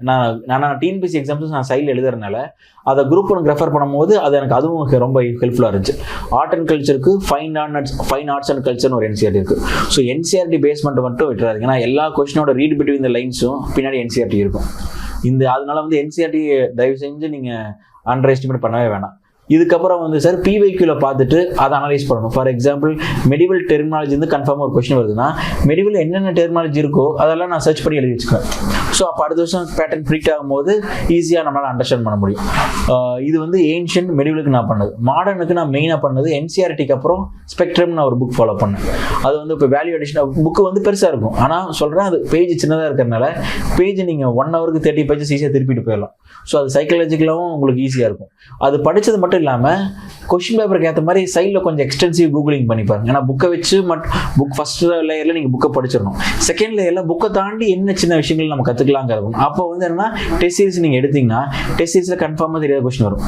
அந்த தெரியாத கொஸ்டின் தனியாக நீங்கள் எழுதி வச்சிட்டிங்கன்னா at the end of the day ஒரு ஹிஸ்ட்ரியிலேருந்து 16 கொஸ்டின் தான் வருது. அப்போ 16 கொஸ்டின் நீங்கள் ட்ரெயின் பண்ணுறக்கோசரம் ஹிஸ்ட்ரி, ஏன்ஷியன்ட், மெடிவல், மாடர்ன் ஒரு 3-4 டெஸ்ட் எழுதிங்கன்னா நீங்கள் 400 கொஸ்டின் ட்ரெயின் பண்ணும்போது அந்த 16 கொஸ்டின் கேட்கும்போது கன்ஃபார்மாக உங்களுக்கு ஒரு ஐடியா கிடச்சிடும். அந்த 400 கொஸ்டின் போட்டதுக்கப்புறம் ஏன் ரைட்டு ஏன் தப்புன்னு அனலைஸ் பண்ணிடுங்க. நாங்கள் நம்ம டெஸ்ட் எழுதிட்டு போயிட்டோம்னா அது தப்பாக போயிடும். டெஸ்ட் எழுதி முடிச்சதுக்கப்புறம் குறைஞ்சது டெஸ்ட் எழுதுறது 1.5 மணி நேரம் தான். இல்லை ரூமில் கொஞ்சம் நேரம் 2 மணி நேரம் ஆகும். காலையில் 2 ஹவர்ஸ்க்கு நான் 1 ஹவரில் 1.3 ஹவர்ஸ் முடிச்சிடலாம். முடிச்சா கூட 3 மணி நேரம் அதை அனலைஸ் பண்ணணும். அனலைஸ் பண்ணலின்னா அதில் இருக்கிற ஆப்ஷனே அடுத்த டைம் கொஸ்டினாக வந்து தெரியாமல் போயிடும். ஸோ இது ஹிஸ்ட்ரி தான் நான் இதாக ஃபாலோ பண்ணேன். பாலிட்டிக்கு நான் என்சிஆர்டி ஒன்று இருக்கும், பேசிக் கான்ஸ்டியூஷன் அட் ஒர்க். அதுவும் ஃபுல் அண்ட் ஃபுல் நான் லட்சுமிகாந்த் தான் படித்தேன். லட்சுமிகாந்த்லேருந்து நீங்கள் நோட்ஸ் எடுக்க வேணாம். ஆனால் கிரியேட் பண்ணி இன்னொரு லட்சுமிகாந்த் ஆகிடும். இப்போ என்ன அதில் சிம்பிளிஃபை பண்ணுறக்கோசரம் கான்ஸ்டியூஷன் பாடிஸ்னால் என்னென்னு ஒரு டேபிள் இருக்கலாம், கமிட்டிஸோட ரோல்னு ஒரு சின்ன டேபிள் இருக்கலாம். அதை சிம்பிளிஃபை பண்ணுற இடத்துல நீங்கள் ஒரு A4 ஷீட்டில் நோட்ஸ் எழுதி வைங்க. மற்றபடி Lakshmikant book is more then enough. இது போக எனக்கு பத்தலைன்னா ட்ரெண்ட் அனலைஸ் பண்ணி நீங்கள் கொஸ்டின் படிக்கணும். ஃபார் எக்ஸாம்பிள் ஒரு ஆக்ட் நியூஸில் வருதுன்னா அதோட அமெண்ட்மெண்ட்ஸ் அடுத்த வருஷம் நியூஸ் பேப்பரில் ரிஃப்ளெக்ட் ஆகும். ஸோ பாலிட்டி கரண்ட் அஃபேர்ஸோட பண்ணிங்கன்னா பாலிட்டியில் ரியலாக சொல்கிறேன் அக்யூரசி ரொம்ப அதிகமாக போடலாம், 10 out of 10 போடலாம். அந்த அளவுக்கு பாலிட்டியில் ஸ்கோப் இருக்குது. மேபி அந்த ஃபண்டமெண்டல் டியூட்டிஸ் அண்ட் ரைட்ஸில் சில இஷ்யூஸ் இருக்கலாம். அந்த தியரிட்டிக்கல் பெர்ஸ்பெக்டிவ், பொலிட்டிக்கல் சயின்ஸ் இருக்கும். அதை தவிர மோர் ஆர் லெஸ் 90% பாலிட்டியில் நம்ம பண்ணிடலாம். எக்கனாமிக்ஸ்க்கு நான் பண்ணது, நான் சங்கர் கணேஷ் அவரோட புக்கை தான் படித்தேன். அது எல்லாத்துக்கும் புரிகிற மாதிரி எக்ஸாம்பிள்ஸோடு இருக்கும். அதை படித்தது போக எக்கனாமிக்ஸை பொறுத்த வரைக்கும் நியூஸ் பேப்பர் தான் பாதி சிலபஸ். ஸோ எக்கனாமிக்ஸ் வந்து நீங்கள் நியூஸ் பேப்பரையும் புக்கையும் சைடில் வச்சுக்கணும். ஃபார் எக்ஸாம்பிள் ஒவ்வொரு வாட்டி எம்எஸ்பி ரைஸ் ஆகுதுன்னா எம்எஸ்பி பற்றி நீங்கள் சைடில் ரிவிஷன் பண்ணிக்கலாம். இந்தியாஸ் ஜிடிபி க்ரோத்னா அந்த ஜிடிபி கான்செப்ட் நீங்கள் மைண்டில் வச்சுக்கலாம். ஃபிசிக்கல் டெபிசிட் உங்களுக்கு தெரியும், ஃபினான்ஸ் மினிஸ்டர் வந்து February அப்போ பட்ஜெட் தாக்கல் பண்ணாங்க. அப்போ பட்ஜெட்டை பற்றி நீங்கள் ஃபுல்லாக இங்கே ரிவிஷன் பண்ணிக்கலாம். ஸோ எக்கனாமிக்ஸ் வந்து ஒரு டைனமிக் சப்ஜெக்ட். நல்ல ஸ்கோரிங் பொட்டன்ஷியல் எக்கனாமிக்ஸ் இருக்குது. அதை மட்டும் என்றைக்கும் அண்டர் எஸ்டிமேட்டே பண்ணிடாது. ஏன்னா எக்கனாமிக்ஸ் நான் நல்லா காம்ப்ரிஹெண்ட் பண்ணும்போது தான் என் கட் ஆஃப் சிவில்ஸ்லேருந்து ஃபாரஸ்ட்டுக்கு போக ஆரம்பிச்சது. ஏன்னா அவ்வளோ ஹிஸ்ட்ரி, பாலிட்டி நீங்கள் ஸ்டாட்டிக்காக ஹெவியாக படித்து ரிவிஷன் பண்ணோம். பட் இது ஒரு ரொம்ப சிம்பிளாக படித்து கூட நிறையா அக்யூரேட்டாக எக்கனாமிக்ஸ் ஸ்கோர் பண்ணிடலாம். ஸோ ஜாகிரஃபி வந்து என்சிஆர்டிஸ் ஹோல் லிஸ்ட். நான் 6th படித்தேன். நிறைய பேர் 11th படித்தா போயிருப்பாங்க. நீங்கள் 6th படிக்கலாம். சிட்டிவிடன் புக்கு மாதிரி நல்லா இருக்கும், கலர் கலராக. 6th, 7th, 8th, 9th, 10th, 11th, 12th. நான் என்சிஆர்டியே போதும் ஜாகிரஃபிக்கு. இந்த மாதிரி ஒரு சப்ஜெக்ட் ஏன்னா சொல்கிறேன், ஜாகிரஃபி வந்து ப்ரிலிம்ஸ்க்கான ஸ்கோப் மேப் வைஸாக வரலாம். பட் மெயின்ஸுக்கு ஜாகிரஃபி தான் மெயின் பேஸு. ஸோ அதனால் ஜாகிரஃபி வந்து நீங்கள் ரொம்ப படிங்க. ஜாகிரஃபி கனெக்ட் ஆச்சுன்னா என்வாயர்மெண்ட் ரொம்ப சூப்பராக புரியும். ஸோ இந்த சப்ஜெக்டை முடிச்சு தான் நீங்கள் என்வாயர்மெண்ட் எடுக்கணும். ஏன்னா ஜாகிரஃபியோட பேஸ்மெண்ட் பிடிச்சிங்கன்னா என்வாயர்மெண்ட் ஈஸியாக இருக்கும். ஏன்ஷியன்ட் மெடில் நல்லா படிச்சிட்டிங்கன்னா ஹார்டிகல்ச்சர் ஈஸியாக இருக்கும். ஆனால் சப்ஜெக்ட் படிக்கும் போது பேஸ்மெண்ட் முடிச்சிட்டிங்கன்னா என்வாயர்மெண்ட் ரொம்ப ஈஸியாக நீங்கள் படிச்சிடலாம். என்வாயர்மெண்ட்டுக்கு நான் PMIFS அதுவும் படித்தேன். இன்னொன்று சங்கர் ஐஏஎஸ் மெட்டீரியலோட அந்த புக்கும் நான் படித்தேன். இதுதான் நான் மெயினாக க்ரூஷியலாக படித்தது. ப்ளஸ் செகண்ட் என்வாயர்மெண்ட்டுக்கும் கரண்ட் அஃபேர்ஸ் ரொம்ப க்ரூஷியல். ஏன்னா என்வாயர்மெண்ட்டும் எக்கனாமிக்ஸும் கரண்ட் அஃபேர்ஸ் ரிலேட்டடாக வந்துகிட்டே இருக்கும். ஃபார் எக்ஸாம்பிள் வந்து இப்போ உங்களுக்கு ஃபாரஸ்ட் ரைட்ஸ் அமெண்ட்மெண்ட் ஆக்ட் இருந்துச்சுன்னா அந்த ஆக்டோட க்ரூஷியல் வரும். IFSR ரிப்போர்ட் வந்துச்சுன்னா ஃபாரஸ்ட் சர்வே அடுத்த வருஷம் பேப்பரில் வரும். ஸோ இதுதான் நான் மேக்ஸிமம் பண்ணது.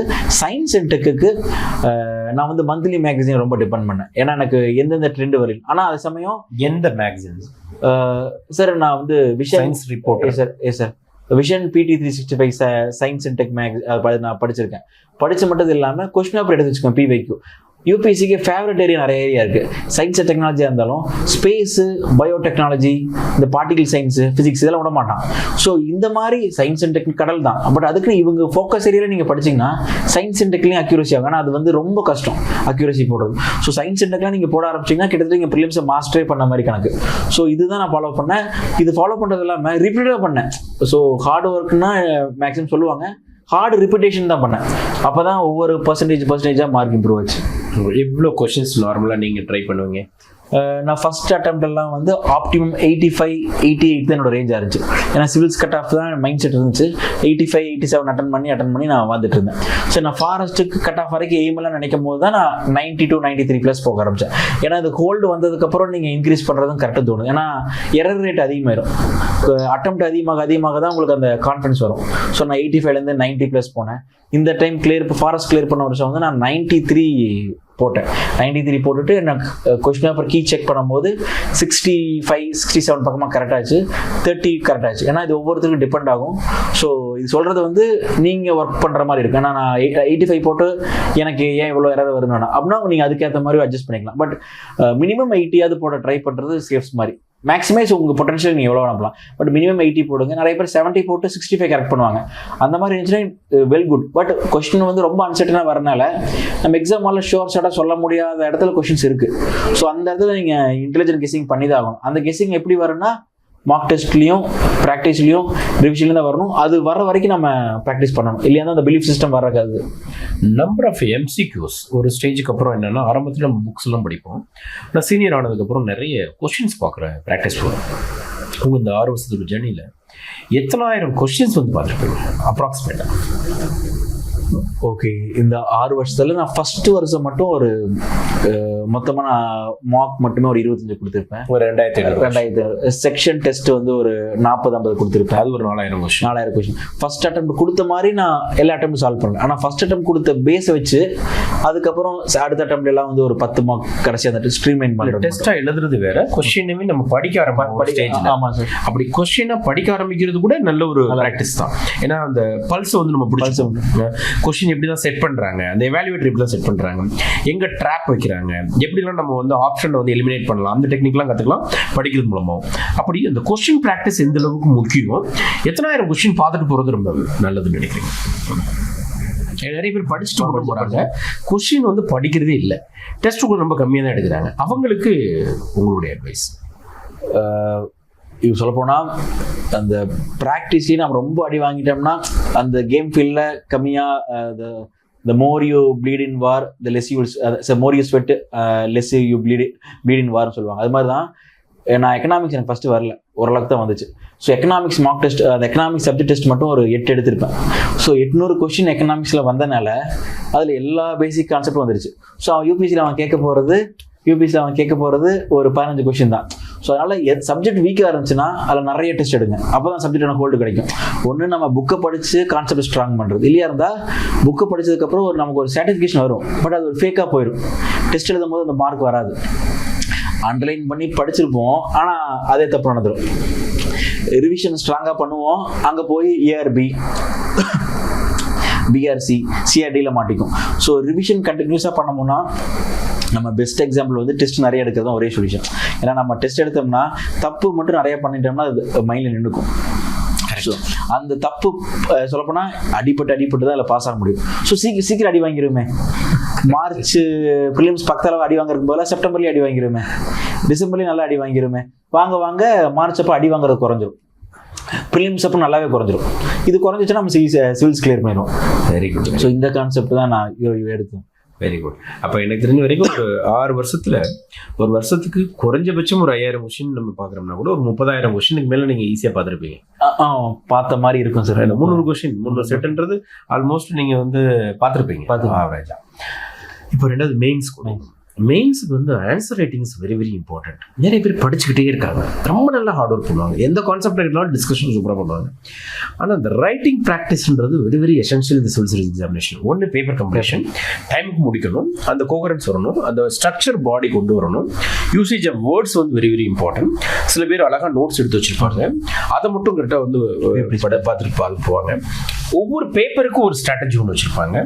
தென் வந்து ஃபில்லர்ஸ்னு சொல்லிட்டு ஸ்டாப் பாயிண்ட்ஸ் கொஞ்சம் வச்சுருப்பாங்க. இது உங்களுடைய ஸ்ட்ராட்டஜி எப்படி? மெயின்ஸ்க்கு ஒவ்வொரு பேப்பருக்கு ஒரு விதமான அப்ரோச் வச்சுருந்தீங்களா? என்ன மாதிரியான இப்போ ரைட்டிங் ப்ராக்டிஸ் எப்படி வச்சுருந்தீங்க? பேப்பர் கம்ப்ளீட் பண்ண முடிஞ்சுதா? இப்போ நீங்கள் ஐஏஎஸ் ஆகிருக்கீங்க, இந்த வருஷம் வந்து ஃபுல்லாகவே வந்து பேப்பர் கம்ப்ளீட் பண்ணிட்டீங்களா, இல்லை இந்த முறை விட்டுட்டு வந்திருக்கீங்களா? என்ன மாதிரியான விஷயங்கள்லாம் நடந்தது? அதில் இங்கே எஸ்ஏக்கும் எத்திக்ஸுக்கும் நீங்கள் அவசியம் டிஃப்ரெண்ட்டாக சொல்லியாகணும். சொல்லப்போனால் ப்ரிலிம்ஸ் கிளியர் பண்ணதுக்கப்புறம் நம்ம காம்படிஷன் இருக்குங்கிற ஒரு கான்ஃபிடன்ஸ் வந்துடும். பட் மெயின்ஸ் தான் வந்து உங்களுக்கு 1750 மார்க். ஸோ நம்ம என்ன ரேங்க் வாங்க போகிறோம், ரேங்க் வருமா வராதா, கேம் எப்படின்னு தீர்மானிக்கிறதே மெயின்ஸ். ஆனால் ப்ரிலிம்ஸில் இருக்கிற ப்ரெஷர் மெயின்ஸில் இருக்காது. ஸோ மெயின்ஸ் நினச்சி பயப்படலாம். மெயின்ஸ் பெருசு தான், ஆனால் பயப்படுற அளவுக்கு பெருசு இல்லை. ஸோ இதுக்கு ஃபஸ்ட்டு கண்டென்ட் வைஸ் நான் என்ன ஒர்க் பண்ணேன்னா, நான் GS 1க்குன்னு ஒரு நோட் போட்டேன், GS 2க்குன்னு ஒரு நோட் போட்டேன், GS 3க்குன்னு ஒரு நோட் போட்டேன், GS 4க்குன்னு ஒரு நோட் போட்டேன். நோட் போட்டுட்டு அதில் இருக்கிற சிலபஸோட பார்த்து வச்சுக்குவேன். ஆனால் அது எப்படி கனெக்ட் பண்ணணும்னு எனக்கு தெரியாது. ஆனால் மெயின்ஸ் ஏன்னா ப்ரிலிம்ஸ் கிளியர் பண்ணுற வரைக்கும் சிலபஸோட பார்ப்பேன். அதுக்கேற்ற மாதிரி ஏதாச்சும் வந்துச்சுன்னா நியூஸ் பேப்பரில் இருக்கிறத வந்து அந்த நோட் எழுதி வச்சுக்குவேன். அது எழுதி வச்சுக்குவேன். நான் ப்ரிலிம்ஸ் ஒன்ஸ் கிளியர் பண்ணதுக்கப்புறம் GS 1னா ஜாகிரபி, ஹிஸ்ட்ரி, சொசைட்டி. ஸோ நான் சொசைட்டிக்கு அங்கங்கே இன்ஃபன்ட் மார்டல் ரேட் வந்து இவ்வளோ ரெடியூஸ் ஆகிருக்கு. காரணம் வந்து எஜுகேஷன் ஆஃப் உமன் இருக்கும், அங்கங்கே பாயிண்ட் இருக்கும். அதுக்கப்புறம் தான் ஸ்ட்ரக்சர் பண்ண ஆரம்பிக்குது. சோசியலைசேஷன் கேட்கும் போது நான் இன்ன வரைக்கும் நியூஸ் பேப்பர் நோட்ஸ் எல்லாம் இந்த மாதிரி எடுக்கலாம். ஏன்னா அந்த GS 1ல சிலபஸ்க்கு ஏற்ற மாதிரி ஒவ்வொரு வேர்டாக இருக்கும். அந்த மாதிரி ஒவ்வொரு பேஜ்லையும் நீங்கள் எழுதி வச்சுட்டிங்கன்னா, அந்த மாதிரி நீங்கள் ஒவ்வொரு பேஜ்லையும் சிலபஸ் ஒவ்வொரு பேஜ்லையும் ஒவ்வொரு பேஜில் எழுதி வச்சிட்டிங்கன்னா, ஏதாச்சும் ரிலவெண்ட்டாக இருந்துச்சுன்னா அது கீழே நீங்கள் போட்டுக்கலாம். இன்னொன்று மெயின்ஸுக்கும் PYக்கு பார்க்கணும். ஏன்னா அவன் வருஷம் எந்த ட்ரெண்டில் கொஷின் கேட்குறான்னு புரியணும். இப்போ ஃபார் எக்ஸாம்பிள் அவங்க CM விசஸ் கவர்னர் இஷ்யூனா அவன் ஸ்டாட்டிக்காக கேட்க போகிறதில்ல, tell me about governor or CM கேட்க போகிறதில்ல. இவங்க 2 கான்ஸ்டியூஷனல் ஆஃபீஸ்க்கு இல்லை ஒரு இஷ்யூ இருக்குது. இது எப்படி பார்க்குறீங்க, இது whether it affects democracy functioning at லார்ஜ்னு கேட்டாங்கன்னா, அப்போ இதுக்கு ஒப்பீனியன் ஃபார்ம் பண்ணுறது தான் நமக்கு எடிட்டோரியல் தேவைப்படும். ஸோ எடிட்டோரியல் வந்து நம்ம CSAT கொஸ்டின் படிக்கணும் அவசியமே இல்லை. சொல்லப்போனால் அது மெயின்ஸுக்கு தான் நம்ம படிக்கிறோம். ஆனால் அது CSATக்கும் ஹெல்ப் பண்ணும்போது ப்ரிலிம்ஸு மெயின்ஸு தனித்தனியாக பார்க்க வேண்டாம். நீங்கள் ஆப்ஷனில் வேணால் செப்பரேட் பண்ணிக்கலாம். பட் ப்ரிலிம்ஸு மெயின்ஸு கிட்டத்தட்ட முறையில் சொல்லணும், ஷேடு பண்ணணும், இங்கே எழுதணும். அதனால நிறைய பேர் சொல்லுவேன்னா, ப்ரிலிம்ஸ் கிளியர் பண்ணுற 80% candidates almost eligible for mains. ஏன்னா எல்லா கண்டென்ட்டும் அதுலேயே வந்துடும். நீங்கள் பண்ண வேண்டிய ஒன்று அந்த ரைட்டிங் ப்ராக்டிஸ். அதுக்கு வந்து அந்த ஹேண்டில் வந்து ஒரு கோஆர்டினேஷன் பண்ணியே ஆகணும். நம்ம தாட் ப்ராசஸ் வந்து கையில் வேர்ட்ஸாக மாறதுக்கு ப்ராக்டிஸ் பண்ணணும். அதுக்கு நான் ஃபஸ்ட் டைம் சொல்கிறேன், 30 டெஸ்ட் எழுதினேன். அது ஸ்பீடு வந்ததுக்கப்புறம் அடுத்த 2 அட்டெம்ப்ட்ல நான் இந்த அளவுக்கு டெஸ்ட் எழுதலை. அது நான் ஹானஸ்டாக ஒத்துக்கிறேன். இப்போ இந்த வாட்டி கூட GSக்கு நான் கரெக்டாக GS 1, 2, 3, 4 4 இதுக்கு 4 ஃபுல் டெஸ்ட் தான் எழுதினேன். ஆப்ஷனல் மட்டும் ஒரு 6 டெஸ்ட் எழுதினேன். ஸோ ஃபஸ்ட்டு டைம் நீங்கள் அந்த ஒரு ஹோலிஸ்டிக்காக அந்த கையில் ஸ்பீடு வர்ற வரைக்கும் நீங்கள் எழுதுகிற டெஸ்ட்டு எல்லா ஸ்டேஜுக்கும் போடணும் அவசியம் இல்லை. பட் ஃபஸ்ட்டு டைம் அந்த ரியல் ஹார்ட் ஒர்க் புட் பண்ணி ஆகணும். ஸோ 30 டெஸ்ட் எழுதும் போது தான் அந்த 3 மணி நேரத்தில் 20 கொஸ்டினை ப்ராசஸ் பண்ணி இதுக்கு என்ன பாயிண்ட் எழுதலாங்கிறது பேப்பர் கம்ப்ளீட் பண்ணுறதுக்கு அந்த 30 டெஸ்ட் வரும். அது ஃபஸ்ட்டு ஸ்டார்டிங்கில் நானும் ஒன்று பேப்பர் கம்ப்ளீட் பண்ணல. அதனால் நான் நிறைய பேர் வந்து முதல் 10 டெஸ்ட்டையும் நான் கம்ப்ளீட் பண்ணல. அதனால் எடுத்தோடனே வந்து நீங்கள் 20க்கு நான் 13 கொஸ்டின் எழுதியிருக்கேன், நானும் 15 எழுதியிருக்கேன். 200 சொல்லப்போனால் 70 மார்க் விட்டு வருவேன். ஆனால் போக போக ஹேண்ட் ஸ்பீட் இன்க்ரீஸ் ஆகும். எப்போ எப்படி இன்க்ரீஸ் ஆகும்னா, கண்டென்ட் நிறைய படிச்சிங்கன்னா வேகம் எழுதுவீங்க. கண்டென்ட் கம்மியாக படிக்கும் போது தான் வேர்ட்ஸ் கம்மியாக இருக்கும். கண்டென்ட் நிறைய படிச்சிங்கன்னா வேர்ட்ஸ் வேகம் எழுதும், இன்னும் கொஞ்சம் ஹேண்ட் ஸ்பீட் ஆகும். இது கொஞ்சம் ஸ்ட்ரக்சர் பண்ணி பாயிண்ட் பண்ணி எழுதிங்கன்னா இன்னும் 18 கொஸ்டின் எழுதுவீங்க.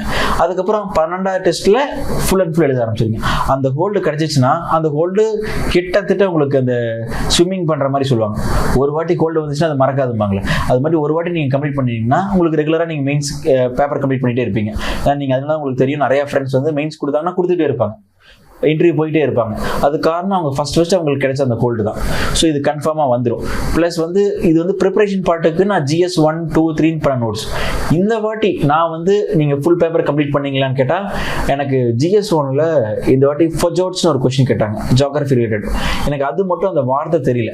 பட் இருந்தாலும் நான் வேர்ல்டு மேப்பை வச்சு போட்டுக்கிட்டு அதை வச்சுட்டு ஒரு 1 பேஜுக்கு மேனேஜ் பண்ணி வந்துட்டேன். ஸோ மெயின்ஸை வந்து நீங்கள் 20 கொஸ்டினில் 10 கொஸ்டின் நல்லா பண்ணலாம், மிச்ச 10 கொஸ்டின் மேனேஜ் பண்ணுற மாதிரி வரும். ஸோ அந்த நம்ம வந்து ஏன்னா பெர்ஃபெக்ஷன் நீங்கள் மெயின்ஸ்குள்ளே போயிட்டீங்கன்னா அது விழுந்துரும். மேனேஜ் பண்ணுறதா மெயின்ஸ் மேக்ஸிமம் சொல்ல போனால், அந்த மேனேஜ் பண்ணுறதா குவாலிட்டியாக மேனேஜ் பண்ணால் ஆல் இந்தியா 1 வர போகிறாங்க. கொஞ்சம் கம்மியாக மேனேஜ் பண்ணால் 320, 348 இந்த ரேங்க் வருவாங்க. இல்லை இன்னும் கொஞ்சம் சில ஃபேக்டர்ஸ்னால மிஸ் ஆச்சுன்னா IRS நம்ம ஏதாச்சும் சர்வீஸ் நல்ல சர்வீஸ் வாங்க போகிறோம். ஸோ இந்த மாதிரி மேனேஜ் பண்ணி ப்ராக்டாகவே போது மெயின்ஸில் நம்ம சர்வே ஆயிடலாம். ஆக்சுவலாக ப்ரிலிமினரி எக்ஸாமினேஷன் கூட இப்போ நீங்கள் சொன்ன மாதிரி இங்கே ஒரு 10 கொஸ்டின் தான் நல்லா பண்ண முடியும். ப்ரிலிம்ஸ் கூட பார்த்தீங்கன்னா இப்போ 90 ட்ரை பண்ணால் கூட அங்கே ஆன்சர் பண்ணுறப்பயே எனக்கு இவ்வளோ கொஸ்டின் தான் எனக்கு வந்து ஷேர் ஷாட் அப்படின்னு ஒரு ஐடியா கிடைக்கும் சீனியர்ஸ்க்கு. எல்லாம் என்ன நினச்சிருக்காங்கன்னா, பிகினர்ஸு 90னா இவருக்கு வந்து சீனியர் IAS ஆகிட்டு இவருக்கு வந்து 60 கொஸ்டின் வந்து ஷேர் ஷாட்டாக தெரியும் அப்படின்ட்டு. 60 நமக்கு ஷேர் ஷாட்டாக இருந்தால் நம்ம 90 போக மாட்டோம். ஆக்சுவலாக அந்த ஃபேக்ட் உங்களுக்கு ஷேர் ஷாட்டாக ஜென்ரலாக உங்கள் அனுபவத்தில் எவ்வளோ கொஸ்டின் வந்து ஷேர் ஷாட்டாக இருக்கும்? எனக்கு ஷோர் ஷாட்டாக தெரியும்னு பார்த்தீங்கன்னா ஒரு 25 to 33 தெரியும். கரெக்ட். இவ்வளோதான் வந்து யாராக இருந்தாலும் வரும். கரெக்ட். அப்புறம் எப்படிங்க சார் எப்படின்னா வந்து 60க்கு மேலே வந்துச்சுன்னு கேட்டிங்கன்னா, ஆப்ஷன் எலிமினேட் பண்ணிவிட்டு கொஞ்சம் க்ளோஸ் கால் போயிட்டு ஏவா பியான். ஏன்னா ஃபர்ஸ்ட் ரவுண்டில் சொல்கிறேன் பிரெயின் வந்து உங்களுக்கு வார்ம் அப் ஆகுது. ஸோ ஃபர்ஸ்ட் ரவுண்டில் வந்து பார்த்தீங்கன்னா ஃபர்ஸ்ட் நான் என்னோட டிபிக்கல் ஸ்டைல் வந்து நான் 60-70 அடிச்சிருவேன். ஏன்னா எனக்கு ஃபர்ஸ்ட் ப்ராசஸ் தான் ஒர்க் ஆகும். ஆனால் நிறைய பேர் சொல்லுவாங்க ரொம்ப திங்க் பண்ணுற கொஸ்டின் தான் செகண்ட் ரவுண்ட் வர சொல்லுவாங்க. இன்னும் நிறைய பேருக்கு ஃபர்ஸ்ட் வர ரிட்ரீவ் பண்ணி கொடுக்குற பிரெயின் கெப்பாசிட்டி கரெக்டாக இருக்கும். ஸோ இது வேரி ஆகும். ஆனால் வந்து என்னன்னா ஷோர் ஷாட் வந்து 25 to 33 தான் தெரியும். மேபி யாரா எக்ஸப்ஷனலாக ஒருத்தருக்கு 40 தெரிஞ்சிருக்கலாம். பட் எல்லாத்துக்குமே 25 to 33 தான் தெரியும். 25 to 30 தெரிஞ்சா கூட ஆனால் ஃபர்ஸ்ட் ரவுண்ட்ல நீங்க ஒரு 60 கொஸ்டின் அடிச்சிருவாங்க. ஏன்னா எது தோணுதோ அதை நீங்க அடிச்சிடுறீங்க. பட் அதுல வந்து அக்யூரேசி வந்து 30 கொஸ்டின் கன்ஃபார்ம் ஆகும். ஸோ இது அப்போ அவ்வளோ அக்யூரசி இருக்கு. நான் இப்போ என்னோட அக்யூரசி 60 அடிச்சோம்னா எனக்கு ஒரு 40 ஒரு டைம் கரெக்டாக இருக்குது. காரணம் எனக்கு ஃபர்ஸ்ட் வரது கரெக்டாக இருக்கு. ரொம்ப யோசிச்சா வந்து ஓவர் திங்க் பண்ண ஆரம்பிச்சிடும். ஆனால் நீங்கள் யூபிஎஸ்சி கொஸ்டின் அப்படி எடுத்து பார்த்தீங்கன்னா ஓவர் திங்கே நீங்கள் பண்ணக்கூடாது. ஒரு லேயர் ஆஃப் திங்கிங் தான் இருக்கும். அப்படி வந்துச்சுன்னா நீங்கள் கொஸ்டின் அடிச்சிடலாம். ஏன்னா ரொம்ப ட்விஸ்ட் மேலே வெரி வெரி இம்பார்ட்டன்ட். இது அவர் வாயில சொல்ல வைக்கணுன்றதுக்காக தான் நான் ட்ரை பண்ணேன். ஏன்னா நான் நிறைய டைம் சொல்லிட்டு இருக்கேன். அது டாப்பர் சொல்றப்போ அது ஒரு ஐஏஎஸ் சொல்றப்ப தான் கேட்பீங்க. அதனால தான் I am asking him to tell. ஏன்னா ஓவர் திங்கிங் நீங்கள் பண்ணலாம். ஒரு லேயர் ஆஃப் செக் தான் வச்சிருப்பான். For example 2022 the word ஃபனம் in medieval India related to நீங்கள் பணம் சொல்கிறோம். அது ஃபனம் அதுலேருந்து வருது. அது பார்த்தா உங்களுக்கே தெரியும். ஃபர்ஸ்ட் ஆப்ஷனே it is related to coins இருக்கும். பட் ஃபனம் நீங்கள் வந்து நீங்கள் ரொம்ப ஓவராக என்டர் பண்ணீங்கன்னா இந்த பணத்துலேருந்து வெளியே போயிடுவீங்க. நார்மலாக யூஸ் பண்ணுற டேர்ம்ஸ்லாம் ரொம்ப சிம்பிளாக தான் இருக்கும். அவன் வந்து எப்பயுமே கொஸ்டின் எடுக்கும்போது டயர் 3 சிட்டியில் இருக்கிற பையனும் கிளியர் பண்ணணும், ஒரு ஹாட்ஸ்பாட் ஹப்பில் இருக்கிறவனும் கிளியர் பண்ண எடுக்கிறான். ஸோ அதனால வந்து ரொம்ப ஓவர் திங்க் பண்ண வேணாம். நாலேஜை கான்க்ரீட்டாக வச்சுக்கிட்டு சிம்பிளாக அப்ளை பண்ணிங்கன்னா கிளியர் ஆகும். இது நம்பருக்கு கொஞ்சம் லேட் ஆகும். ஆனால் பண்ணிட்டீங்கன்னா நீங்கள் கொஸ்டின் பேப்பர் எடுத்து சால்வ் பண்ணுவீங்க. இன்னும் நல்லா மார்க் வாங்கலான்னு. ஸோ இது பண்ணாவே வந்து உங்களுக்கு அது வந்துடும். இது வந்து சொல்கிறது எல்லாமே ப்ராக்டிஸும் செட் ஆஃப் திங்ஸ் வர உங்களுக்கு ரிசல்ட்ஸ் ஒரு டைம் பார்த்தீங்கன்னா நீங்கள் அடிக்ட் ஆகிடுவீங்க இந்த ப்ராசஸில். அப்போ நான் என் தெரிஞ்ச ஃப்ரெண்ட்ஸ் வந்து கேம் மாதிரி விளையாட ஆரம்பிச்சிருவாங்க. 85 மார்க்ஸ் 92 மார்க்ஸ் கிராஃப் மாதிரி விளையாடுவாங்க. ஸோ அது நல்லா இருக்கும், ரொம்ப இன்ட்ரெஸ்டிங்காக இருக்கும். ஆனால் ப்ரிலிம்ஸ் வந்து உங்களுக்கு ரொம்ப ஒரு கியூரியாசிட்டியாக இருக்கும். இதில் இது நீங்கள் பிடிக்க ஆரம்பிச்சிட்டா மட்டும் போதும், இதுவே உங்களை டேக் கேர் பண்ணிடும். கரெக்ட். மெயின்ஸில் இந்த எஸ்ஏக்கு வந்து சில பேர் என்ன பண்ணுவாங்கன்னா செப்பரேட்டாக ஒர்க் பண்ணுவாங்க. சில பேர் என்னன்னா அந்த 4 பேப்பர் ஜிஎஸ் படித்தாங்க இல்லையா, அதை வச்சே மேனேஜ் பண்ணுவாங்க. சில பேர் எஸ்ஏக்கு மட்டுமே பயங்கர ப்ராக்டிஸ் பண்ணுவாங்க. பயங்கரமாக ஒர்க் பண்ணி ஒன்றுமே மார்க் வாங்கினவங்க நான் பார்த்துருக்கேன். அதே மாதிரி இந்த 4 ஜிஎஸை படிச்சுட்டு ஒரு டெம்ப்ளேட் பக்காவாக ரெடி பண்ணிட்டு எஸ்ஏல போய் சூப்பரான மார்க் வாங்கினவும் பார்த்துருக்கேன். என்னோட ஸ்டூடெண்ட் வந்து 158 எடுத்தவங்களாம் இருக்காங்க. ஓகே. ஸோ நிறைய பேர் இருக்காங்க 150 158லாம். எஸ்ஐக்குன்னு நீங்க தனியா என்ன முயற்சி எடுத்துக்கிட்டீங்க? உங்களோட அட்வைஸ் என்ன? ஃபர்ஸ்ட் வருஷம் நான் எஸ்ஐக்கு பேஸ் பண்ணது என்னன்னா, நான் கொஸ்டின் பேப்பர் எடுத்து தீம்ஸ் பார்க்க ஆரம்பித்தேன். கன்ஃபார்மாக education, health, woman, nation centric, society centrics, இந்த 5 தீமில் தான் மெஜாரிட்டி ஆஃப் எஸ்ஏ இருக்குது. அப்புறம் போயம் பேஸ்டு சில எஸ்ஏஸ் இருக்குது. இப்போ இந்த தீம் பேஸ்ட் எஸ்ஏக்கு என்ன பண்ணேன்னா, ஃபார் எக்ஸாம்பிள் வந்து நான் இண்டிபெண்டன்ஸ் டே அப்போ இந்த பிரைம் மினிஸ்டர் ஸ்பீச்சில் ஏதாச்சும் நேஷனை பற்றி சொல்லியிருப்பார். அது ஜென்ரலாக காமனாக இருக்கும். பட் அதை வந்து நீங்கள் இன்ட்ரோடக்ஷனாக யூஸ் பண்ணலாம்.